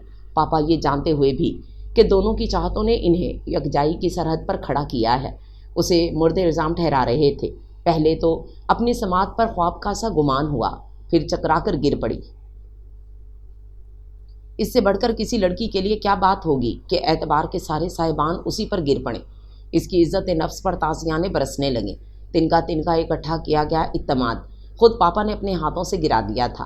होश आया तो इर्द गिर्द मम्मा पापा खड़े थे। डॉक्टर उसकी नब्ज़ चेक कर रहा था। पापा ने होश में आता देखकर नज़रें फेर सी लीं। सदमे की कैफियत है, खिलाफ मिजाज कोई बात ना की जाए, टेंशन से दूर रखा जाए, डॉक्टर ने कहा। गुजरे वाक़ियात ने जहन में जहर भर दिया। पापा का पारसा चेहरा भयानक लगने लगा था। काश ये लोग किसी के एहसासात मजरू करते हुए कुछ सोच लिया करें। लड़कियों के दिल तो वैसे भी कांच से ज़्यादा नाजुक होते हैं और ये एतबार करते करते अपनी असलियत से रोशनास करा देते हैं, भयानक रूप दिखा देते हैं। आंखों की सतह गीली होने लगी। पापा डॉक्टर को छोड़ने निकल गए। मम्मी पास आ गई। मत रो मेरी जान, उन्होंने आंसू साफ किए। पापा ने बड़ा जुल्म किया है मेरे साथ। मैं सारी दुनिया के मुतल्लिक ऐसा सोच सकती हूँ मम्मा कि वो दोगले हो सकते हैं, लेकिन अपने माँ बाप के मुतल्लिक ऐसा नहीं सोच सकती थी। इस वक्त मुझे मौत भी आ जाती तो कम था। चलो जो होना था वो हो गया। तुम्हारे पापा भी क्या करें बेटा, जब औलाद वाली बनोगी तब खबर होगी कि औलाद के जवान हो जाने के बाद वालिदैन की इज़्ज़त उनके हाथ चली जाती है। वो चाहे तो बना दे या बिगाड़ दे, और इसी खौफ के तहत वो इत्तमाद की ऊंचाई पर चढ़ाकर सीढ़ी खींच लेते हैं। क्या फ़र्क रह गया एक पढ़ी लिखी और जाहिल सोच में अम्मी? अगर वालिदैन को यही कुछ करना हो तो क्यों देते हैं बचपन से एतबार की सन, बाद में बद इत्तमादी इस सर्टिफिकेट को आग लगा देती है। ये कम बड़ा मामला हमारे लिए नहीं निगार। सिकंदर बख्त के गुंडों को टक्का सा जवाब तो हमारे पापा ने दे दिया, लेकिन अंदर से यही डर इनकी जान ले रहा है कि ये चौधरी जागीरदार टाइप लोग दिल के बड़े कीना परवर होते हैं, बरसों की दुश्मनी याद रखते हैं और बदला लेने के लिए इनके अंदर का नाग फन काढ़ता रहता है। कोई वालिदैन ये नहीं चाहते कि बेटी के मुस्तकबिल के साथ डर भी बैठे रहें, इसलिए गुस्से में आकर उन्होंने सब कह दिया। नहीं अम्मी नहीं, शक के शोले ऐसे ही बुलंद नहीं हो जाते। نہ ہی یہ غصے کا مرکز ہوتے ہیں۔ غصے میں زیادہ سے زیادہ وہ مجھے مار سکتے تھے، بہت کچھ کہہ سکتے تھے، لیکن شک کا بال جس آئینے میں پڑ جائے وہ دوبارہ صاف نہیں ہو سکتا۔ مجھے جاہل لڑکیوں کی طرح دلاوے مت دیں، میں نظریں بھی پہچانتی ہوں اور زبان کے زخم بھی۔ مجھے اپنی نیک سیرتی اور خود کو سمیٹ کر رکھنے کا یہی صلہ ملا ہے کہ اس موڑ پر میری پاک بازی کا جنازہ نکال دیا گیا۔ زیادہ مت بولو، ڈاکٹر نے زیادہ سوچنے سے منع کیا ہے۔ جو ہو گیا اسے بھول جاؤ۔ ویسے بھی اب خود کو خوش رکھنے کی کوشش تمہیں کرنی چاہیے۔ فیاض کے گھر والے یہ صورت دیکھیں گے تو کیا کہیں گے؟ پاپا اندر آ گئے تھے۔ کیا کہیں گے؟ یہی کہیں گے کہ جدائی کے وقت ہر بیٹی کی یہی حالت ہوتی ہے۔ امی نے پیشانی پر آتے بال سمیٹے۔ پھر بھی اسے خود کو سنبھالنا چاہیے۔ میں نہیں چاہتا کہ کوئی بات کوئی وجہ ابھرے اور تمہاری زندگی پر حاوی ہو جائے۔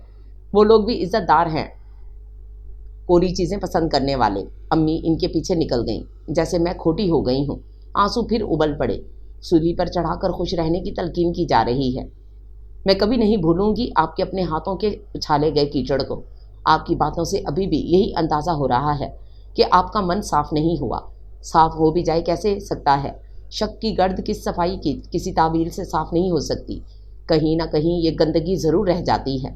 وہ اٹھ کر کھڑکی تک آ گئی۔ باہر رات گہری ہو چلی تھی۔ اس کے دل میں اترتے اندھیروں کی طرح ساری خوشی ماند پڑ گئی۔ خوشیوں کو نظر لگ گئی تھی۔ دکھ تو اس بات کا تھا کہ اب کبھی ان سے لاڈ نہ کر سکے گی۔ سارے اعتبار انہوں نے اپنے ہاتھوں ڈبو ڈالے تھے۔ ان دنوں فیاض کا ایک بھی فون نہیں آیا۔ اسے حیرت سی ہو رہی تھی، وہ بات کرتی یا نہ کرتی۔ رات سب کے سو جانے کے بعد اس کا ایک فون آنا لازم تھا، کوئی نہ کوئی شرارت آمیز جملہ اس کے چہرے پر سرخی ضرور بکھیر دیتا۔ ان دنوں وہ فون بھی آنے بند ہو گئے۔ مصروفیت اور کچھ دنوں کی جدائی کا خیال کر کے وہ شانت تھی کہ اب ان فاصلوں کو مٹنے میں عرصہ ہی کتنا رہ گیا ہے۔ خود تو پیش قدمی نہیں کر سکتی تھی، حیا آڑے آ جاتی۔ ابھی پہلا زخم بھرنے نہ پایا تھا کہ سارے خواب فنا ہو گئے۔ امیدوں کی مالا جو ایک ایک کر کے پروئی تھی، ارمانوں کے جو جال بنے تھے وہ ٹوٹ گئے۔ آنے والے کل کے تمام سپنے راکھ ہو گئے۔ محبت کی ایک قسم یہ بھی ہوتی ہے کہ کیا سوچے سمجھے بنا ایک انمول رشتے کی ڈور کاٹ ڈالی جائے۔ قصور نہ ہوتے ہوئے بھی وہ سزاوار ٹھہری۔ پاپا ہاتھ میں انگوٹھی لیے کھڑے تھے۔ ممی کے سر سے قیامت گزر گئی۔ فیاض نے منگنی توڑ ڈالی یہ کہہ کر، مجھے اچھوتی چیزیں پسند ہیں۔ نگار کو لے آتا، لیکن اب اس لیے نہیں کہ اس کے ساتھ بیٹھنے میں ڈر آئے گا۔ چودھریوں کی ہٹ دھرمی سے کوئی نہیں جیت سکتا۔ میں نہیں چاہتا کہ ایک خوشگوار زندگی جو ہم شروع کرنے والے تھے اس میں اندیشوں کا زہر گھلا ہوا ہو۔ اور یہ کہ سکندر بخت نے اسے بھی فون کر کے اپنی نظریں نگار سے ہٹا لینے کو کہا، تو ان صورتوں میں زبردستی کا بندھن کسی طرح سود مند ثابت ہو سکتا تھا۔ زبردستی کا بندھن؟ ممی، سکندر بخت کے ڈرامے کو اس نے بھی میری زندگی کے ساتھ منسلک کر دیا۔ کس کی طرف سے زبردستی کا بندھن؟ کون سی زبردستی؟ اگر یہ مجبوری کا ہی سودا ہوتا تو ہم لوگ 2 سال قبل انگوٹھی ایک دوسرے کے نام کی کیوں پہن سکتے تھے؟ وہ مرد ہے بیٹا، مرد شک کا ایسا کینچوا لیتا ہے جو ایک بار الجھ جائے تو سرا نہیں ملتا، اور سرا مل جائے تو اسے سلجھانا بہت مشکل ہوتا ہے۔ میں تمہارا دکھ سمجھتی ہوں، لیکن مجبور ہوں کہ سوائے تمہاری تقدیر پر رونے کے اور کچھ نہیں کر سکتی۔ سکندر بخت نے تمہیں کہیں کا نہیں چھوڑا۔ مجھے سکندر بخت کے دیے گئے دکھ سے زیادہ اپنوں کے ہاتھوں اٹھائی گئی خواری کا زیادہ کلک ہے کہ ایک طرف ہوا نے کس طرح شکوک کے شعلے بھڑکا دیے، سب کے سب بزدل بن گئے، کسی میں اتنی سکت نہ ہوئی کہ اس کا مقابلہ کر سکے۔ اچھا ہوا مجھے فیاض کی کم ذہنیت کی خبر ہو گئی، ورنہ اس کے قریب رہ کر اس کی باتوں کے زہر کو سہنا کتنا مشکل ہو جاتا۔ میں تو وہ لڑکی ہوں امی جو تلوار کی بڑی سے بڑی ضرب پر اف نہ کروں، لیکن تنگ نظری کی صرف ایک لہر مجھے منو مٹی میں سلا دے اور میں آدھی مر چکی ہوں۔ نگارش نے مکمل سرد مہری اختیار کر لی تھی، جو روگ کی طرح اندر ہی اندر کھوکھلا کر رہی تھی۔ اسے زبان سے کچھ نہ کہتے لیکن لبوں پر جڑی خاموشی کی سوئیاں اسے اپنے وجود میں پیوست ہوتی محسوس ہوتی۔ شکوہ کرنے کی مجاز نہ تھی، دعویٰ خود کو پارسا ثابت کرنے کا دائر ہوتا۔ یونیورسٹی دوبارہ جوائن کرنا چاہی تو انہوں نے سختی سے روک دیا۔ مجھ میں اب کسی اور حادثے کو سہنے کی ہمت نہیں، میری برداشت مت آزماؤ نگارش۔ اس جملے میں ہی وہ کچھ تھا جو اس کے وجود کو دہلانے کے لیے کافی تھا۔ کچھ نہ کہہ سکی۔ اب تو ویسے بھی وہ اتنی تبدیل ہو گئی تھی کہ کوئی دیکھتا تو گمان گزرتا یہ وہ نگار نہیں جو معصوم اور سچی لڑکی تھی، جس کے اندر کا بچپنا کہہ کے بکھیرتا تھا۔ اب تو شکل پر شکست خوردگی بکھری تھی، زندگی کی ناؤ کو یوں سنبھالے نظر آتی کہ اس سے بڑا ذمہ دار کوئی نہیں۔ سکندر بخت، تم نے واقعی مجھے کہیں کا نہیں چھوڑا۔ میرے ارمانوں کی بستی میں آگ لگا دینے والے ہاتھ تمہارے ہیں۔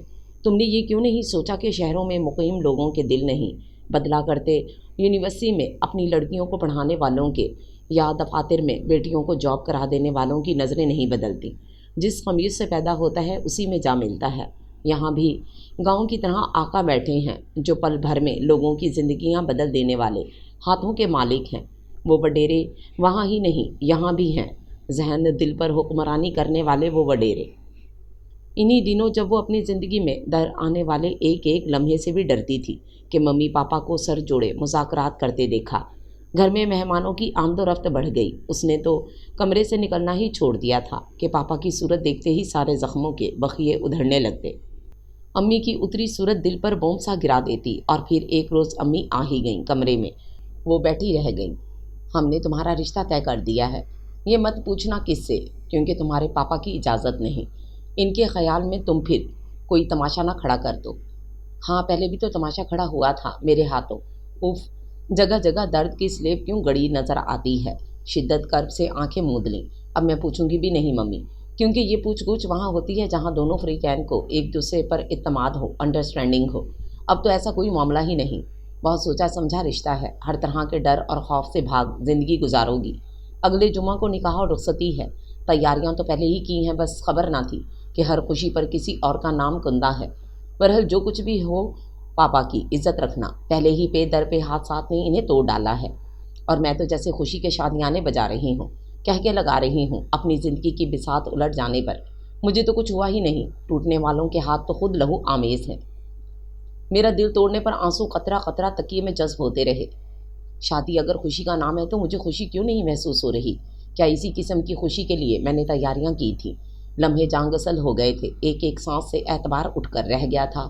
پاپا شکست خوردہ چہرے کے ساتھ مسکراتے نظر آئے۔ فیاض کا نام زندگی کی لکیروں سے کھرچنا چاہا، لیکن ناکامی ہاتھ آئی تھی۔ سچی محبت تو ویسے بھی لہو رلاتی ہے، سو وہ بھی اشک اکٹھے کر رہی تھی اپنی ناکامی پہ۔ جمعے کی صبح سے مہمانوں کی آمد و رفت شروع ہو گئی تھی۔ وہ اپنے آپ کو بھول گئی تھی، تقدیر کا ایک نیا رنگ دیکھ رہی تھی۔ درد کے باب اچانک کھل گئے تھے۔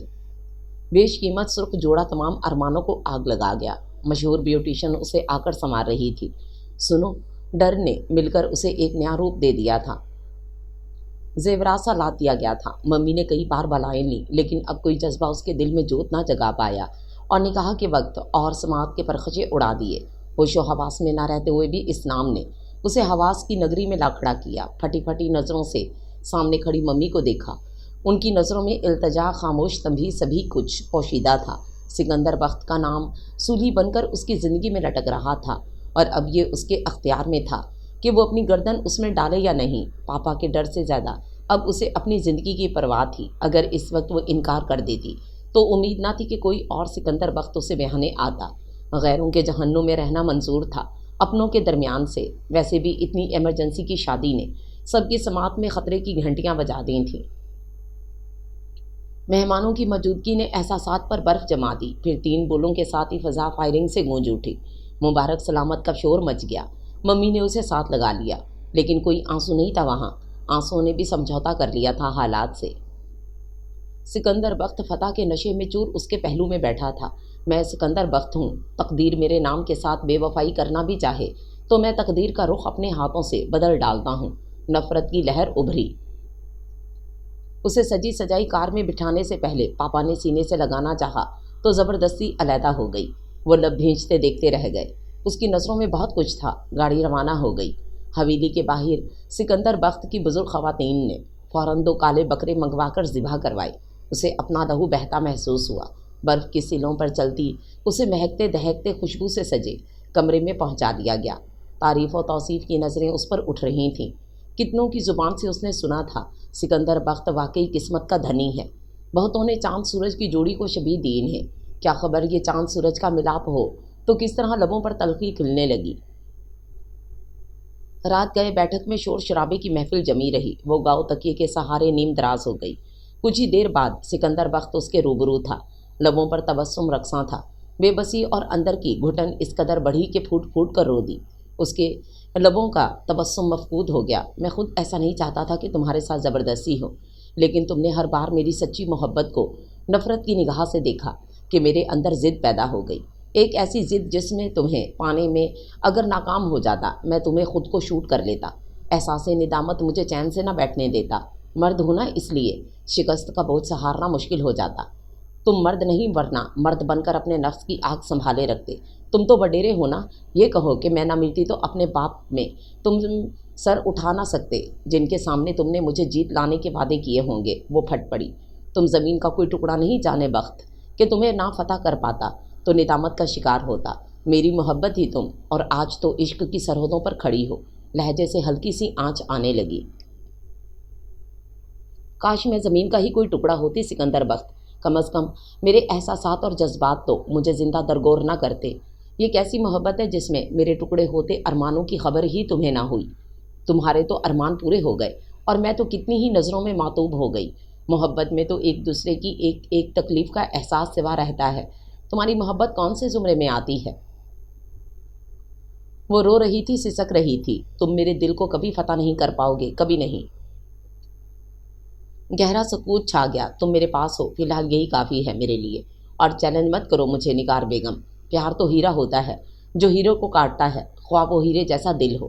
آج رو لو جتنا رونا ہے، کل سے اس کی اجازت بالکل نہیں ہوگی۔ پورے گاؤں کی عزت ہو تم اور سکندر بخت کی بیوی، میرے احترام پر حرف نہ آئے۔ یقین مانو میں نے یہ احساس دلانے کے لیے شادی نہیں کی کہ تم سے نہ اپنی فتح یابی کو ثابت کروا سکوں، بلکہ محبت کے عظیم جذبے سے سرشار ہو کر لائی گئی ہو۔ امید ہے اپنے جذبوں پر کہ تم ایک روز ضرور میری چاہت کے حصار میں مقید ہو جاؤ گی۔ خوش فہمی کا علاج نہیں ہے کوئی۔ میرے مرکز پر کھڑے ہو کر یہ توقع مت پالو۔ اور روٹ کھڑی ہوئی سکندر بخت اس کا حسین وجود دیکھنے لگا۔ روتی روتی محترم آنکھیں احساس ندامت میں مبتلا کر گئیں۔ زندگی میں شاید پہلی بار کسی غلطی کا شدت سے احساس ہوا تھا۔ متواتر نگاہیں اتار رہی تھیں، آئینے پر ایک اچٹتی نگاہ ڈالی، پھر کمرے سے باہر نکلتا چلا گیا۔ اس نے سکون کا سانس لے کر برستی جلتی آنکھوں پر ہاتھ رکھ لیے۔ کاش میں اس جگہ نہ آئی ہوتی تو آج یہ سانحہ زندگی میں نہ پیش آیا ہوتا۔ اگر تقدیر لکھی لکھائی ملتی ہے تو سکندر بخت اس کا رخ پھیرنے پہ کس طرح قادر ہو جاتا ہے۔ کیا پیاس کو میرا دلہن والا روپ للچاتا نہیں ہوگا؟ اپنا آپ آئینے میں دیکھ کر وہ تو زاروں زار روئی تھی۔ کیا اسی واسطے سجائے تھے یہ خواب؟ جانے کب روتے روتے نیند نے آ لیا۔ صبح کافی دیر بعد آنکھ کھلی تو دیکھا سکندر بخت صوفے پر سو رہا تھا۔ اشکوں میں راکھ بھری تھی، تنا تنا سا وجود، تیکھے نقوش من کو جلانے لگے۔ اس نے سنا تھا سکندر بخت جب بھی باہر یاروں کی ہمراہ نکلتا ہے تو لڑکیوں والیوں کے دل کوئی دوسرا ہی سر الاپنے لگتے تھے، لیکن ایک ڈر، ایک خوف کے ساتھ، جس کی لہر اس کے باپ سے چلی تو اس سے بھی مسحور ہو گئی تھی۔ فاتح کے چہرے ایسے ہی ہوتے ہیں، اور مفتوح کے میرے جیسے۔ اندر الاؤ جلنے لگا، اٹھ کر بیٹھ گئی۔ دوپٹہ ٹھیک کرنے لگی تھی کہ دوپٹے میں لگے گھنگرو بول اٹھے۔ اس نے سختی سے پلو بھینچ لیا، لیکن سکندر بخت کی چوکس حس بیدار ہو گئی۔ ذرا سی گردن گھمائی، لب مسکرا دیے، ایک ٹک دیکھے گیا۔ اس کی مسکراہٹ اس کے اندر آگ لگا دیتی تھی۔ بیزاری کے شعلے پھینکتی واش روم میں چلی گئی۔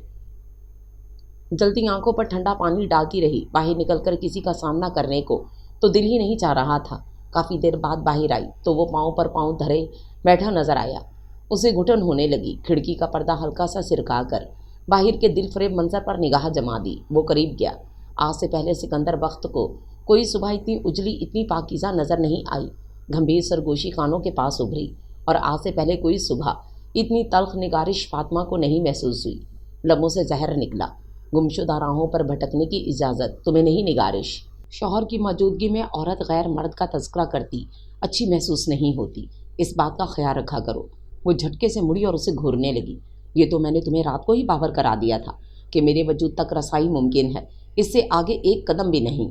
میرے حواس پر حاوی مت ہونا تمہیں نہیں، آپ کو۔ ہمارے یہاں کی لڑکیوں کی زبانیں اتنی ایڈوانس نہیں ہوتی کہ وہ شوہر کو بھی تم کہیں۔ میں برتری نہیں، پیار بھری برتری چاہ رہا ہوں اور جتا رہا ہوں۔ جانے بخت، وہ سلگ اٹھی۔ تم اپنی باتوں سے، اپنی حرکتوں سے مجھے مار ڈالو گے سکندر۔ میری لاش کو بھی آنکھیں نم ہو گئیں۔ تم وہ بتاؤ کہ تمہیں زندہ رکھ سکوں، اتنی تو خاصیت ہے مجھ میں۔ زہر کا ایک پیالہ میرے ہونٹوں سے لگا دو، میں بہت شکر گزار رہوں گی تمہاری۔ آنکھوں سے آنسو پھسل پڑے۔ ابھی تھوڑی دیر بعد یہ کمرہ عورتوں سے بھر جائے گا، اس لیے تم سے کہا ہے کہ آنسو صاف کر کے خود کو سنبھالو۔ گلے شکوے تنہائی میں کرتی رہنا، میں موجود رہوں گا تمہاری ہر بات سننے کے لیے۔ اس نے آنکھوں میں جھانکنے کی کوشش کی لیکن وہاں ویرانہ سا نظر آیا جس پر بادل شاید مدتوں سے گھرے ہوئے تھے۔ سکندر بخت تمہاری آنکھوں کو صحرا نہیں بننے دے گا، اس میں پیار کے پھول اگائے گا نگارش کہ جہاں جہاں تمہاری نظر جائے گی وہاں وہاں سے خوشبو پھوٹے گی، یہ میرا وعدہ ہے۔ محبت میں جب وہ ڈوب جاتا تو الفاظ موتی بن کر اس کی زبان سے بکھرتے۔ تم نہیں سمجھو گے میرا دکھ، تم نے سمجھنے کی کوشش ہی نہیں کی، بلکہ کسی نے بھی نہیں سمجھا مجھے۔ نہیں سمجھا تو میرے دکھ سکھ تک کیسے رسائی حاصل کرتے؟ سب کو ایسا ہی دعویٰ تھا جیسا تم ابھی کر رہے ہو۔ وہ خود فراموشی کے عالم میں بولی گئی، لیکن جس کو دعویٰ تھا انہوں نے خود مجھے کچے گھڑے پر سوار کرا دیا اور میں ڈوب گئی۔ شنگرفی لبوں سے ٹوٹے پھوٹے الفاظ نکلنے لگے، مٹھی میں دوپٹے کا پلو لیے مسل رہی تھی۔ آنسو سکندر بخت کے تن من میں چنگاری بھڑکا رہے تھے۔ بازو پکڑ کر بولا، ہوش میں آؤ نگارش۔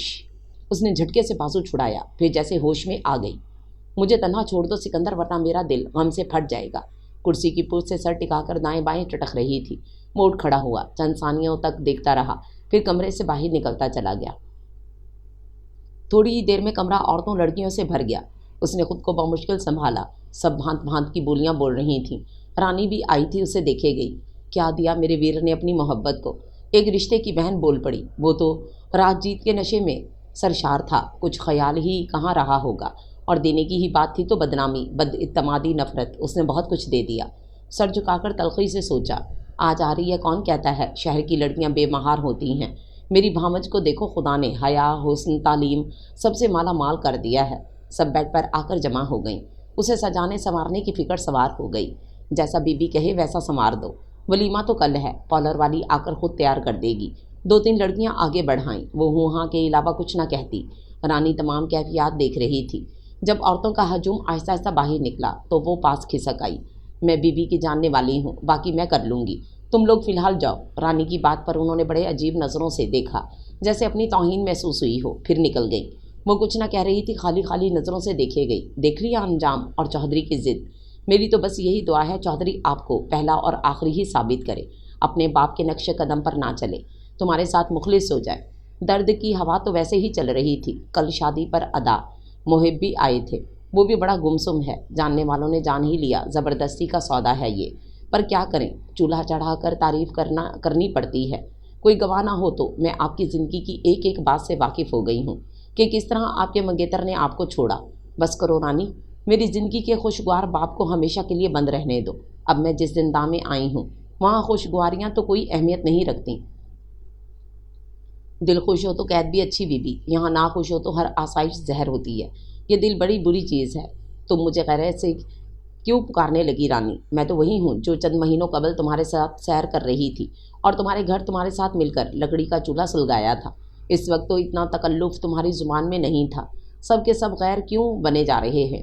اب تو آپ ہمارے چودھری کی عزت ہو بی بی، تمہیں احترام سے پکارنا ہمارا فرض ہے۔ ہماری تو ہر چھوٹی بڑی خوشی چودھری کی ذات سے وابستہ ہے۔ اس کے لہجے میں عقیدت اتر آئی۔ کفر مت بولو، تم گاؤں کے لوگ بھی سراسر شرک کرتے ہو۔ دکھ اور سکھ دینے والی صرف خدا کی ذات ہے، اس میں نام نہاد چودھریوں کا کیا دخل؟ کچھ بھی کہو چھوٹے سائیں، ہمارے رزق کا وسیلہ تو ہیں، پھر اپنی مدد کرنے والوں کا شکر تو ہر حال میں کرنا چاہیے۔ وہ اٹھ گئی۔ خدا آپ دونوں کو ایک دوسرے کو سمجھنے کی توفیق دے، اور وہ جس جنون میں آ کر آپ کو لے آیا ہے اس میں کوئی کمی نہ آئے۔ پھر نہ جانے وہ کہاں نکلا کہ شام ڈھلنے تک نہ آیا۔ عورتیں ہی اس کی عزت افزائی کرتی نہیں، کسی کی زبانی معلوم ہوا کہ زمینوں پر گیا ہے۔ اس نے سکون کا سانس لیا۔ رات کو کمرے میں آیا تو وہ سو چکی تھی، چہرے پر الم بکھرا ہوا تھا۔ دوسری صبح ممی پاپا تائی اماں تائی ابو پہنچ گئے، ندا بھی ہمراہ تھی۔ وہ ممی کے سینے سے لگ کر رونے لگی۔ انہوں نے تسلی دے کر بٹھایا۔ ناشتے کے دوران ایک بار بھی نظر اٹھا کر ابو یا ان کے ہمراہ آنے والے کم نگاہ بندوں کو نہ دیکھا۔ انہوں نے محسوس اس بات کو بہت کیا، لیکن موقع کی مناسبت سے خاموش تھے۔ وہ کیسے ان ظالموں کو دیکھ سکتی تھی جنہوں نے اس کے اعتماد کی دھچیاں بکھیر دی تھیں۔ سکندر وقت نہایت عزت اور احترام کے ساتھ پیش آ رہا تھا، لیکن پاپا کی نظروں میں اس نے پسندگی کی جھلک نہ دیکھی۔ اتنا ہی ناپسند تھا تو کیوں میری زندگی کا سودا کر دیا؟ میں کون سا سدا کر رہی تھی ایسے شخص کے لیے؟ ممی نے رسمی سی باتیں پوچھیں، اس نے بھی رسمی جواب دیے، کیونکہ ویسے ہی ساری کشتیاں یہاں آنے کے بعد اس نے جلا ڈالی تھیں، اب واپس لوٹنے کا سوال ہی پیدا نہ ہوتا تھا۔ سکندر بخت تمہارے ساتھ اچھا تو ہے، یا انتقام کی خاطر تم سے شادی کی ہے؟ ہم نے دشمنی ہی کون سی کی تھی جس کا وہ انتقام لیتا؟ بے فکر رہیں، میرے دکھ کی ہوا بھی آپ کو نہیں لگے گی۔ وہ استہزائیہ ہنسی ہنسی۔ خدا کرے کوئی دکھ تم تک آئے ہی نہیں بیٹا، تم ماں بنو گی پھر علم ہوگا ماں کے جذبات کا۔ وہ انگوٹھے سے کارپٹ کریدتی رہی۔ سکندر بخت مہمانوں کو مہمان خانے میں لے گیا تھا کہ سب کو جمع بھی ادھر ہی ہونا تھا۔ پورے گاؤں میں تیاری تھی شام کی تقریب کی۔ شمیم آپا نے باکس کھول کر اس کے پہننے والے کپڑے زیورات بیڈ پر ڈھیر کر دیے۔ زیورات دیکھ کر تو وہ ششدر رہ گئی، اتنے صفاق دل کے اندر اس کے لیے اتنی نرمی، ہر چیز بے حد قیمتی تھی۔ بیڈ مہنگے کپڑوں سے جھلمل کر رہا تھا، ہر سوٹ کے ساتھ میچنگ جیولری، سینڈلز، پرس، چوڑیاں، بیش قیمت پرفیومز اور دیگر کاسمیٹکس۔ وہ بیڈ سے ٹیک لگائے دیکھے گئی۔ سب تمہارے لیے شہر سے خصوصی طور پر لایا ہے میرا ویر، پتہ تھا نا کہ تم شہر والی ہو، پسند مختلف ہوگی۔ وہ مسکرائی۔ سمجھتا ہے ان بیش قیمت ہتھ کڑیوں کے عوض میرے احساسات بھی خرید لے گا۔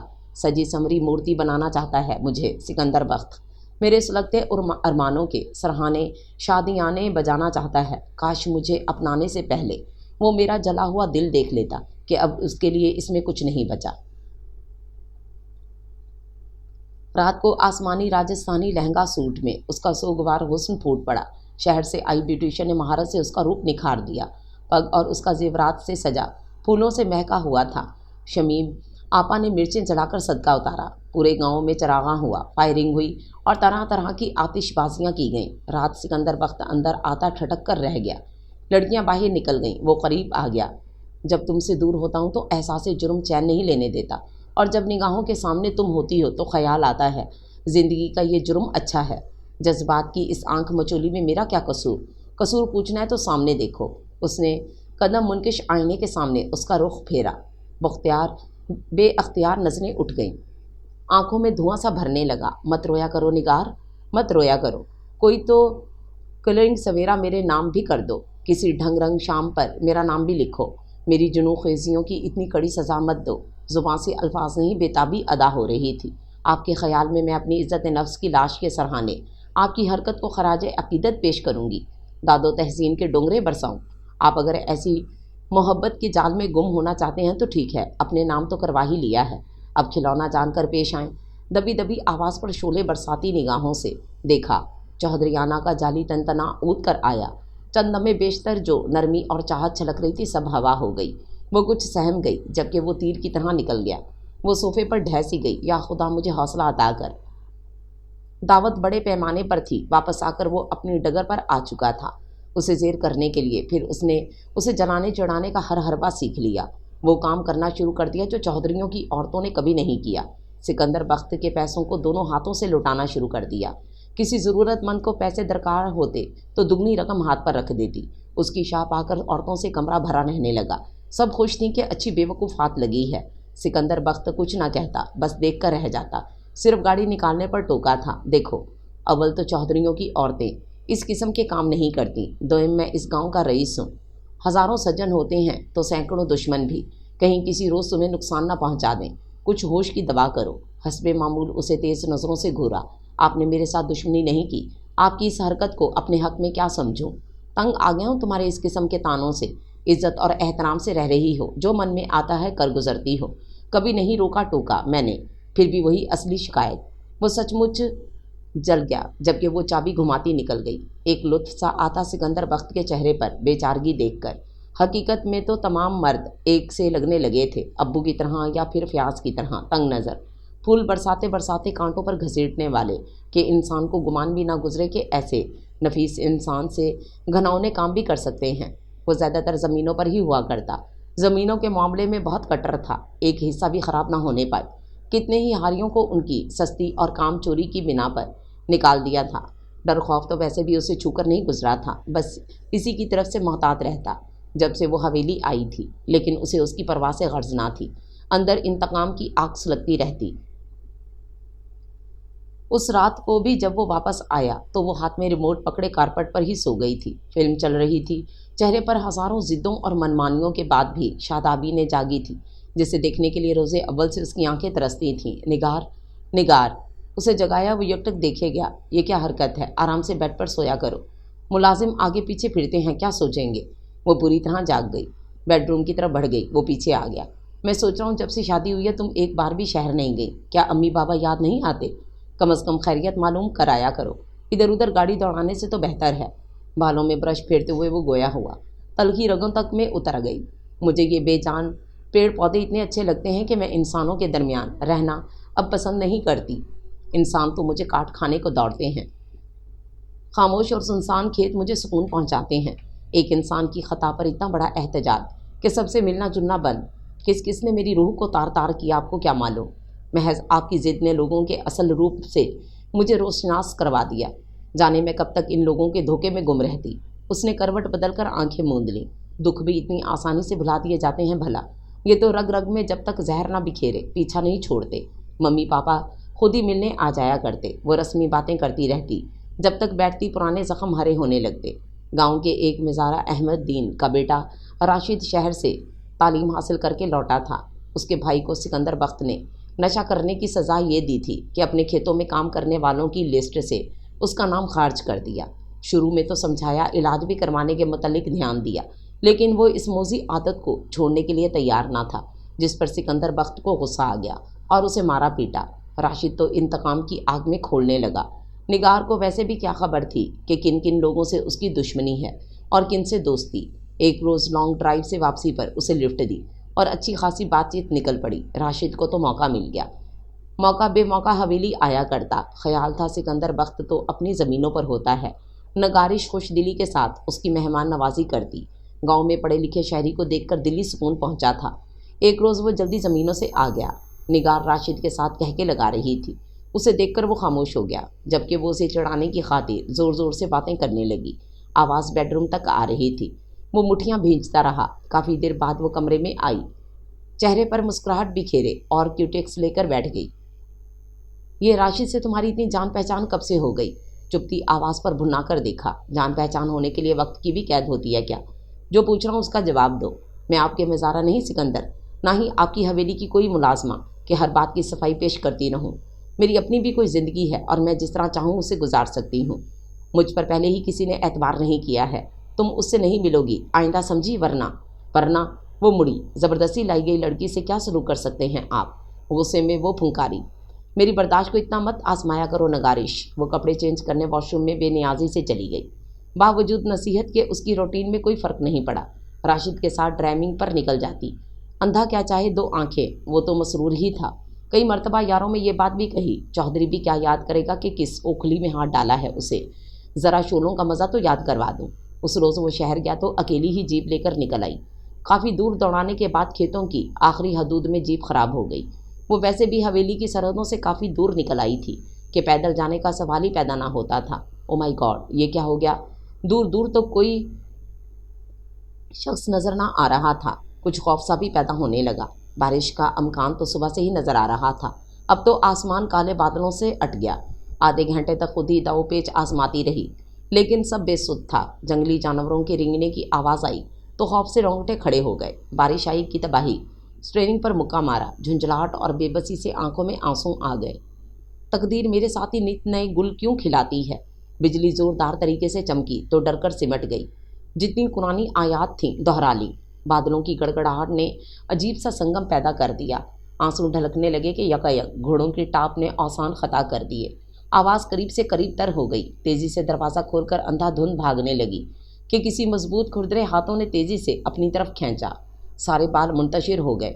वो घोड़े पर सवार हो चुकी थी। छोड़ो छोड़ो मुझे, वो कसमसाई, लेकिन गिरफ्त मजबूत थी। सहम कर देखा तो सारा डर झाग की तरह बैठ गया।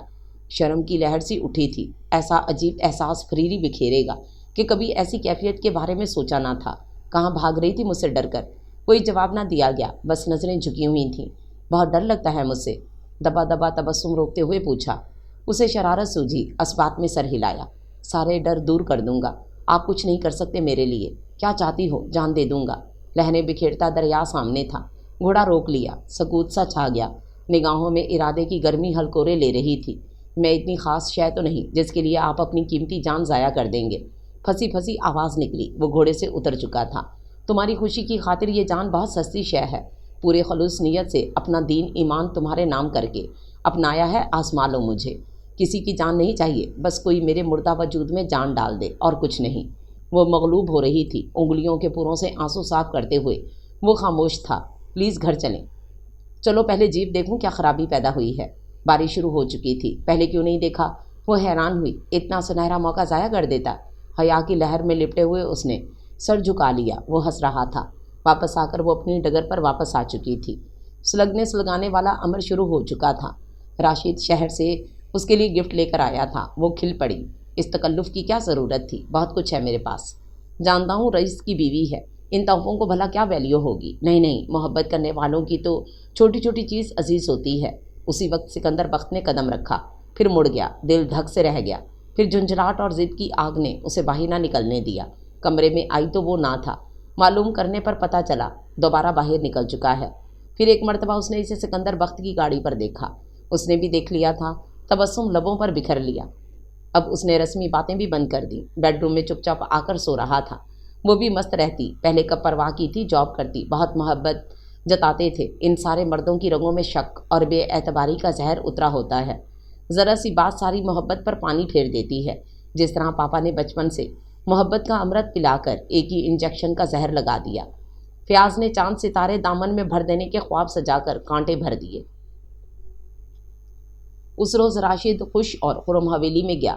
دونوں ناشتہ کر رہے تھے۔ نگار نے بٹھایا۔ ناشتہ ادھورا چھوڑ کر کچھ گپ شپ شروع ہوئی۔ وہ بھی بیٹھا چائے پیتا رہا۔ نظریں دونوں کے چہروں پر جمی تھیں۔ نگار نے جیپ کی چابیاں اٹھائیں۔ چلو لانگ ڈرائیو پر چلتے ہیں۔ راشد کا چہرہ کھل اٹھا۔ اس نے ایک نظر سکندر بخت کو دیکھا جو مکمل سرد مہری سے بیٹھا تھا۔ نگار ڈرائیونگ سیٹ پر آئی۔ دونوں اترائے۔ راشد، تم حویلی مت آیا کرو، یوں بار بار آنا اچھا نہیں لگتا۔ اس نے جانے کس جذبے کے تحت آ کر آج کہہ ڈالا۔ ہاں میرا بھی یہی خیال ہے، تمہارے ساتھ بہادر کا موڈ آف ہو جاتا ہے۔ وہ تو ظاہری سی بات ہے، بات چیت اپنی جگہ، لیکن حویلی کی حدود و قوانین کو اچھی طرح جانتے ہو۔ سکندر میری تو چلنے دیتے ہیں کہ میں ان کی بیوی ہوں، لیکن تمہاری نہیں چلنے دیں گے۔ راشد کی بے تکلفی ویسے بھی کافی دنوں سے نگار کو کھل رہی تھی۔ اسے شہ دینے سے تو محض سکندر بخت کو سلگانا تھا، لیکن اب اسے راشد کی نظروں سے خوف آنے لگا تھا۔ اس کی بے تکلفی خطرے کا الارم بجا رہی تھی، حد تک کے احساس سے راشد کے کان کی لو تک سرخ ہو گئیں۔ پہلے تو تمہارے شوہر نے میرے بھائی کو بے عزت کیا، اب میں تمہیں اپنی توہین کی اجازت نہیں دوں گا۔ آج حساب بے باک ہو جائے تو بہتر ہے۔ اس سے پہلے کہ وہ سنبھلتی، راشد بازو پکڑ کر کھینچنے لگا۔ وہ ہراساں ہو گئی۔ چھوڑو بے حیا انسان، بدتمیز۔ اس کے سر پر شیطان سوار ہو چکا تھا کہ ایک دم فضا گولیوں سے گونج اٹھی۔ راشد اچانک آنے والی مصیبت پر سراسیما رہ گیا۔ راشد نے ہاتھ چھوڑ دیا۔ سکندر بخت ہاتھ میں ریوالور لیے کھڑا تھا۔ خبردار بھاگنے کی کوشش مت کرنا، ورنہ گولیوں سے چھلنی کر دوں گا۔ وہ قریب آ گیا۔ بھرپور تھپڑ سے راشد کا سر گھوم گیا۔ تم گاڑی میں بیٹھو۔ برف پاش لہجہ دل میں انی بن کر اترا۔ وہ کس طرح راشد سے نپٹا معلوم نہیں۔ تھوڑی دیر بعد آ کر سیٹ پر بیٹھ کر زوردار آواز کے ساتھ دروازہ بند کیا۔ وہ گھٹنوں میں سر دیے رو رہی تھی۔ کہاں لے چلوں؟ شہر ابو کے پاس یا حویلی؟ برق برساتی نظروں سے دیکھا۔ زرد چہرہ آنسوں سے تر تھا۔ نہیں، بس ایک گولی میرے سینے میں پیوست کر دیں، میں جینا نہیں چاہتی، نہیں چاہتی۔ ہچکیاں لے کر رو رہی تھی۔ وہ خاموشی سے حویلی کی طرف مڑ گیا۔ بیڈ روم میں آ کر بکھر گئی۔ وہ کچھ دیر اسے روتا دیکھتا رہا، پھر باہر نکلنے لگا۔ نہیں، رک کر اس کی جانب دیکھا۔ وہ آہستہ آہستہ پاس آ گئی۔ انتہائی کمزور اور زرد ہو رہی تھی۔ چکر سا آ گیا۔ سکندر بخت نے سہارا دے کر صوفے پر لٹایا۔ لب بھینچے ہوئے تھے۔ فریج سے جوس نکال کر دیا۔ اس نے جھٹک دیا۔ نہیں چاہیے، بس یہ بتا دیں آپ کا اعتبار بھی مجھ سے اٹھ گیا نا؟ میں بری لڑکی ہوں، ثابت ہو گیا نا؟ بال آنسوں کے ساتھ رخسار پر چپک گئے تھے۔ زیور کے نام پر صرف ناک میں ہیرے کی لونگ دمک رہی تھی، جس کا سیٹ سکندر نے منہ دکھائی میں دیا تھا۔ وہ معصوم نظروں سے حساب طلب کر رہی تھی۔ یہی وقت تھا جب وہ اسے معتبر کر سکتا تھا۔ سکندر کے بھینچے لب کھلے، پاس آ کر بیٹھ گیا۔ چہرے سے بال پیچھے کیے۔ میں نے کب کہا اعتبار اٹھ گیا؟ آواز میں چاہت کا وہی پرانا مد بھرا انداز تھا۔ میرے عمل سے تم راشد کے ساتھ فرار ہو جاتی نگار، تب بھی میں تمہیں الزام نہ دیتا، کیونکہ تم سے محبت کرنے سے پہلے تمہارے اعتبار کو بھی پرکھا تھا۔ تم تو معصوم ہو، اور معصوم پر آنکھ بند کر کے اعتماد کیا جا سکتا ہے۔ وہ حیران نظروں سے دیکھے گئی۔ اتنا اعتبار، اتنی چاہت، اتنی محبت ایک جاہل چوہدری کے پاس کیا کچھ نہ تھا؟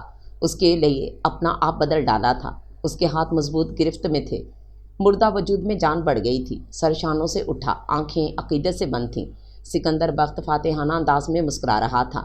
آپ نے جیت لیا مجھے۔ I love you Sikandar, I love you. بے وقوف کہیں کی۔ وہ پیار بھری بڑبڑاہٹ سمیت اس کا سر سہلانے لگا۔